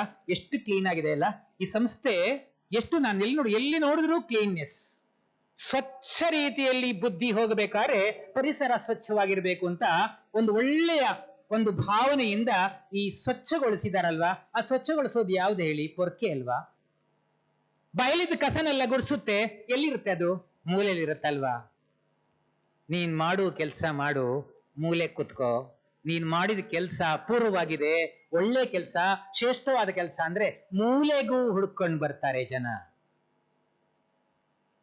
ಪೊರ್ಕೆ ಮೂಲೆಯಲ್ಲಿ ಇದ್ರಿಂದ ಎರಡು ಲಾಭ ಅದಕ್ಕೆ ಯೇಸು ಕ್ರಿಸ್ತ ಹೇಳ್ತಾನೆ ಒಂದು ಕಡೆ, ನೀನ್ ಯಾವ್ದಾದ್ರೂ ಒಂದು ಸಭೆ ರಾಮಕ್ಕೆ ಹೋದ್ರೆ ಮುಂದ್ಗಡೆ ಹೋಗಿ ಕೂತ್ಕೋಬೇಡ, ಹಿಂದ್ಗಡೆ ಕೂತ್ಕೋ. ಅಲ್ಲೆಲ್ಲ ಹಿಂದ್ಗಡೆ ಕೂತ್ಕೊಂಡಿರ್ತಾರಲ್ಲ, ಹಿಂದ್ಗಡೆ ಕೂತ್ಕೋ. ಯಾಕೆ ಅಂದ್ರೆ ಹಿಂದ್ಗಡೆ ಕೂತ್ಕೊಂಡ್ರೆ ಎರಡು ಲಾಭ. ಯಾಕೆ ಗೊತ್ತಾ? ಮತ್ಯಾರು ಹಿಂದೆ ಕಳ್ಸಲ್ಲ. ನಾವೇ ಹಿಂದಿದ್ ಬಿಟ್ರೆ ಯಾರು ಹಿಂದೆ ಕಳಿಸ್ತಾರೆ? ಆಮೇಲೆ ಯಾರಾದ್ರೂ ಗೆಸ್ಟ್ ಆಗಿ ಕರೆದಿದ್ದಾರೆ, ಅವ್ರು ಹಿಂದೆ ಹೋಗಿ ಕೂತ್ಕೊಂಡಿದ್ದಾರೆ ಅಂತ ಕೈ ಹಿಡಿದು ಯಾರಾದ್ರೂ ಬಂದು ಮುಂದ್ಗಡೆ ಕೂರ್ಸಿದ್ರೆ ಗೌರವ ಅಲ್ವಾ? ನಾವೇ ಮುಂದೆ ಕೂತ್ಕೊಂಡ್ರೆ ಇದು guest chair, please get lost ಅಂತ ಕಳಿಸಿದ್ರೆ ಅವಮಾನ ಅಲ್ವಾ? ನಾವೇ ಸರಳವಾಗಿದ್ದು ಬಿಟ್ರೆ ಆಯ್ತಪ್ಪ. ಎಷ್ಟು ಚೆನ್ನಾಗಿದೆ ನೋಡಿ ಅದು. ಕಸ ಬೊರಕೆ ಯಾಗಿಳೆಗೆ ಮಂಕುತಿಮ್ಮ, ಅಕ್ಕಿಯೊಳಗನ್ನವನು ಮೊದಲಾರು ಕಂಡವನು, ಅಕ್ಕರದ ಬರಹಕ್ಕೆ ಮೊದಲಿಗದ ನಾರು, ಲೆಕ್ಕವಿರಿಸಿಲ್ಲ ಜಗ ತನ್ನಾದಿ ಬಂಧುಗಳ, ದಕ್ಕುವುದೇ ಜಸ ನಿನಗೆ ಮಂಕುತಿಮ್ಮ. ನಮ್ಮ ಹಿರಿಯರು ಏನೆಲ್ಲ ಸಾಧನೆ ಮಾಡಿದ್ರು ಹೆಸರಿಗಾಗಿ ಮಾಡ್ಲಿಲ್ಲ ಅಲ್ವಾ? ಕೃಷಿ ಪ್ರಶಸ್ತಿ ಕೊಡ್ತಾರೆ, ಜ್ಞಾನಪೀಠ ಪ್ರಶಸ್ತಿ ಕೊಡ್ತಾರೆ. ಯಾರಿಗೆ ಕೊಡ್ತಾರೆ? ಅಕ್ಕಿಯಲ್ಲಿ ಮೊದಲು ಅನ್ನ ಆಗತ್ತೆ ಅಂತ ಕಂಡು ಹಿಡಿದವ್ರು ಯಾರು? ಹೆಸರು ಗೊತ್ತಾ? ಗೊತ್ತಿಲ್ಲ ಅಲ್ವಾ? ಕಂಡು ಹಿಡಿದು ಅವರು ಮರೆ ಸೇರಿದ್ದಾರೆ, ಪರಕೆ ಆಗಿದ್ದಾರೆ. ಆದ್ರೆ ಊಟ ಮಾಡ್ತಿಲ್ವಾ? ಪ್ರತಿ ದಿವಸ ಎಲ್ಲ ಊಟ ಮಾಡ್ತಿಲ್ವಾ? ಯಾರೊಬ್ರೆ ಕಂಡು ಹಿಡಿಲೇಬೇಕಲ್ಲ ಅಕ್ಕಿಯಲ್ಲಿ ಅನ್ನ ಆಗತ್ತೆ ಅಂತ. ಮಂಗಳೂರಿನಲ್ಲಿ ಹೀಗೆ ನಾನು ಹೇಳುವಾಗ ಒಂದು ಚಿಕ್ಕ ಮಗು ಬಂತು, ಅಕ್ಕಿಯಲ್ಲಿ ಅನ್ನ ಆಗತ್ತೆ ಯಾರು ಕಂಡಿರೋ, ಯಾರು ಗೊತ್ತಿಲ್ಲ ಅಂತ ಹೇಳ್ತೀನಲ್ಲ, ಸೀದಾ ಬಂದು ಅಂಕಲ್ ನನ್ ಗೊತ್ತುಂಟು ಅಕ್ಕಿಯಲ್ಲಿ ಅನ್ನ ಆಗುತ್ತೆ ಅಂತ ಯಾರು ಕಂಡಿಡಿದ್ರು ಅಂತ ಹೇಳು ಪುಟ ಅಂದೆ. ಚಿಕ್ಕ ಮಗು. ಅದ್ ನೀರ್ ಹಾಕಿರ್ತಾರಲ್ಲ, ಅಕ್ಕಿ ಹಾಕಿರ್ತಾರಲ್ಲ, ಅದು ಬೆಂದಿರುತ್ತಲ್ಲ, ಮೊದಲು ಮುಚ್ಚಳ ತೆಗೆದು ನೋಡಿರ್ತಾರಲ್ಲ, ಅವರೇ ಕಂಡಿಡ್ತಿದ್ದು. ಏನ್ ಯೋಚನೆ ಮಾಡ್ತಾರ ಮಕ್ಕಳು ನಿಮ್ಮಲ್ಲೆಲ್ಲ? ಎಂತ ಒಂಥರ ಅನುಪಮವಾದ ಟ್ಯಾಲೆಂಟ್ಗಳಿದ್ದಾವೆ, ಅದೆಲ್ಲ ಸತ್ತೋಗ್ತಾ ಇದೆ ಅಷ್ಟೇ. ಅದಕ್ಕೆ ಹೇಳ್ತಾರಲ್ಲ, ಅಮಂತ್ರಂ ಅಕ್ಷರೋ ನಾಸ್ತಿ, ಅಮಂತ್ರಂ ಅಕ್ಷರಂ ನಾಸ್ತಿ, ನಾಸ್ತಿ ಮೂಲಮನೌಷಧಂ, ಅಯೋಗ್ಯ ಪುರುಷೋ ನಾಸ್ತಿ, ಯೋಜಕಸ್ತತ್ರ ದುರ್ಲಭ ಅಂತ. ಈ ಜಗತ್ತು ಯಾವತ್ತೂ ಕೂಡ ದಡ್ಡತನದಿಂದ ನರಳುವುದಿಲ್ಲ. ಎಲ್ಲ ಅಕ್ಷರಗಳು ಕೂಡ ಮಂತ್ರ ಆಗ್ಲಿಕ್ಕೆ ಸಾಧ್ಯ, ಎಲ್ಲ ಅಕ್ಷರಗಳಿಂದಲೂ ಕಾವ್ಯ ಆಗ್ಲಿಕ್ಕೆ ಸಾಧ್ಯ ಅಲ್ವಾ? ನಮಗೆ ಯಾಕೆ ಬರಲ್ಲ? ನಾವು ಯೋಚನೆ ಮಾಡಲ್ಲ ಅಪ್ಪ. ಡುಂಡಿರಾಜ್ ಅಂತ ಚುಟುಕ ರಾಜ, ಅವರು ಡುಂಡಿರಾಜ ಬಲಿಗೆ ಸಣ್ಣ ಸಣ್ಣ ಕವನ ಬರೀತಾರೆ, ಎಷ್ಟು ಚಂದ ಸೇರಿಸ್ತಾರೆ ಗೊತ್ತಾ? ನೋಡಿದಾಗ ಖುಷಿ ಆಗತ್ತೆ ನಮ್ಗೆ. ಸಣ್ಣ ಕವನಗಳು, ರಾಮಾಯಣ ಪ್ರೀತಿ ಕಾವ್ಯ. ಅಷ್ಟು ರಾಮಾಯಣ ಯಾರು ಓದ್ತಾರೆ? ಕಥೆನೇ ಗೊತ್ತಿರೋದಿಲ್ಲಪ್ಪ. ರಾಮಾಯಣ ಬರೆದವರು ವೇದವ್ಯಾಸರು ಅಂತ ಕೆಲವರು ಹೇಳ್ತಾರೆ, ಅದು ಗೊತ್ತಿರಲ್ಲ. ಯಾರು ಬರೆದಿದ್ದು ಅಂತ ಗೊತ್ತಿರಲ್ಲ, ಯಾಕೆಂದ್ರೆ ನೋಡಿರಲ್ವಲ್ಲ. ಆ ಪ್ರೀತಿ ಕಾವ್ಯನ್ನ 3 ಸಾಲಲ್ಲಿ ಹೇಳಿ 3 ಪದಗಳಲ್ಲಿ ಹೇಳ್ತಾರೆ ಡುಂಡಿರಾಜ್ ಅವರು. ಎಷ್ಟು ಚೆನ್ನಾಗಿದೆ ನೋಡಿ. ಅಂದು ಅವಳು ಸಿಕ್ಕಳು, ಒಂದು ವಾಕ್ಯ. ಅಂದು ಅವಳು ಸಿಕ್ಕಳು, ನನ್ನ ನೋಡಿ ನಕ್ಕಳು, ನಮಗೀಗ 2 ಮಕ್ಕಳು. ಅಲ್ವಾ? ಎಷ್ಟು ಚೆನ್ನಾಗಿದೆ ಅಲ್ವಾ? ಎಷ್ಟು ಚಂದಾಗಿ ತಿರ್ಸ್ತಾರೆ ಅಂದ್ರೆ ಕಾವ್ಯಕ ಶಕ್ತಿ ಇದೆ ನೋಡಿ. ಒಂದು ಸಲ ಗ್ಲಾನ್ಸ್, ಏನು ನಗು ಬಂದು ಹೋಯ್ತಲ್ಲ, ಬೆಳಕು. ಎಷ್ಟು ಚೆನ್ನಾಗಿದೆ ಅಲ್ವಾ? ನನ್ನ ಜೀವನವನ್ನ ಬೆಳಗು ಎಂದು ಪ್ರಾರ್ಥಿಸಿದೆ ಹಣತೆಗೆ. ಅರ್ಥ ಮಾಡ್ಕೊಳ್ಳಿ, ಇದೊಂದು ಸಾಲು. ನನ್ನ ಜೀವನವನ್ನ ಬೆಳಗು ಎಂಬುದಾಗಿ ಪ್ರಾರ್ಥಿಸಿದ ಹಣತೆಗೆ, ಅದು ತಲೆ ಅಲ್ಲಾಡಿಸುತ್ತಾ ಹೇಳಿತು ಮೊದಲು ಹಣತೆಗೆ. ಅರ್ಥಾಯ್ತಾ? ಹಣತೆಗೆ ಮೊದಲು ಹಣ ತೆಗೆ. ದೀಪ ಉರಿಬೇಕಾದ್ರೂ ಲಂಚ ಕೇಳತ್ತಂತೀಗ. ಎಷ್ಟು ಚೆನ್ನಾಗಿ ತುಂಬಿದಾರಲ್ವಾ? ಆದ್ರಿಂದ ಅಕ್ಕಿಯಲ್ಲಿ ಅನ್ನ ಆಗತ್ತೆ ಅಂತ ಮೊದಲು ಕಂಡು ಹಿಡಿದವರು ಯಾರು ಇಲ್ಲ. ದಿವಸ ಊಟ ಮಾಡ್ತೀವಿ. ನಾವೇನಾದ್ರೂ ಕೃಷಿ ಪ್ರಶಸ್ತಿ ಕೊಡ್ಬೇಕಾದ್ರೆ ಅವ್ರಿಗೆ ಕೊಡ್ಬೇಕಾಗಿತ್ತು, ಅವ್ರು ಯಾರು ಅಂತ ಗೊತ್ತಿಲ್ಲ ನಮ್ಗೆ. ಮೊದಲು ಕನ್ನಡ ಅಕ್ಷರವನ್ನ ಕಂಡಿಡಿದವ್ರು ಯಾರು? ಹಿಂದಿ ಅಕ್ಷರ ಕಂಡುಹಿಡಿದವ್ರು ಯಾರು? ಗೊತ್ತಿಲ್ಲ. ಸಂಸ್ಕೃತದಲ್ಲಿ ಒಂಥರ ಹೇಳ್ತಾರೆ ಪಾಣಿನಿ ಅಂತ. ಕನ್ನಡ ಅಕ್ಷರ ಯಾರು ಕಂಡುಹಿಡಿದ್ರು? ಗೊತ್ತಿಲ್ಲ. ಸಂಸ್ಕೃತದಲ್ಲಿ ಹೇಳ್ತಾರೆ ಅದು ನನಾದ ಡಕ್ಕಾಂ ನವಪಂಚ 14 ಸಲ ಪಾಣಿನಿ ಮುಂದೆ ಶಿವ ತಪಸ್ ಮಾಡ್ತಾ ಇರಬೇಕಾದ್ರೆ ಒಂದು ಡಕ್ಕೆ ಬಾರಿಸಿದ್ನಂತೆ. ಅದು ಅಕ್ಷರಗಳ ಬಂತು. ಐವನು ರೂಲುಕು ಏವೋಂ ಏ ಅಯ್ಯೋ ಛಯವಟ್ ಲಂಜಮಣ ಜಬನ್ ಗಡ್ದ ಜಬಗಡದ ಕಪಜಡ ಕಪೈಶ್ ಸರ್ಹಲ್, ಇವೇ ಅಕ್ಷರಗಳು. ಇದು ಒಂದ್ಸಲ ಬಾರಿಸಿದಾಗ ಅಲ್ಲಿಂದ ಬಂತಂತೆ. ಸಂಸ್ಕೃತದಲ್ಲಿ ಇದೆ. ಆದ್ರೆ ಕನ್ನಡ ಅಕ್ಷರ ಬರೆದವ್ರು ಯಾರಿದ್ದಾರೆ? ಗೊತ್ತಿಲ್ಲ ನಮಗೆ. ಬರೆಯಬೇಕಲ್ಲ, ಅದು ಇದೆ ಅಂತ ಆದ್ಮೇಲೆ ಕಂಡಿಡೋರು ಬೇಕಲ್ವಾ? ಈ ಜಗತ್ತಿದೆ ಅಂತ ಆದಾಗ ಜಗತ್ತಿನ ಹಿಂದೆ ಒಬ್ಬ ಪರಮಾತ್ಮ ಇದ್ದಾನೆ ಅಂತ ಗೊತ್ತಲ್ವಾ?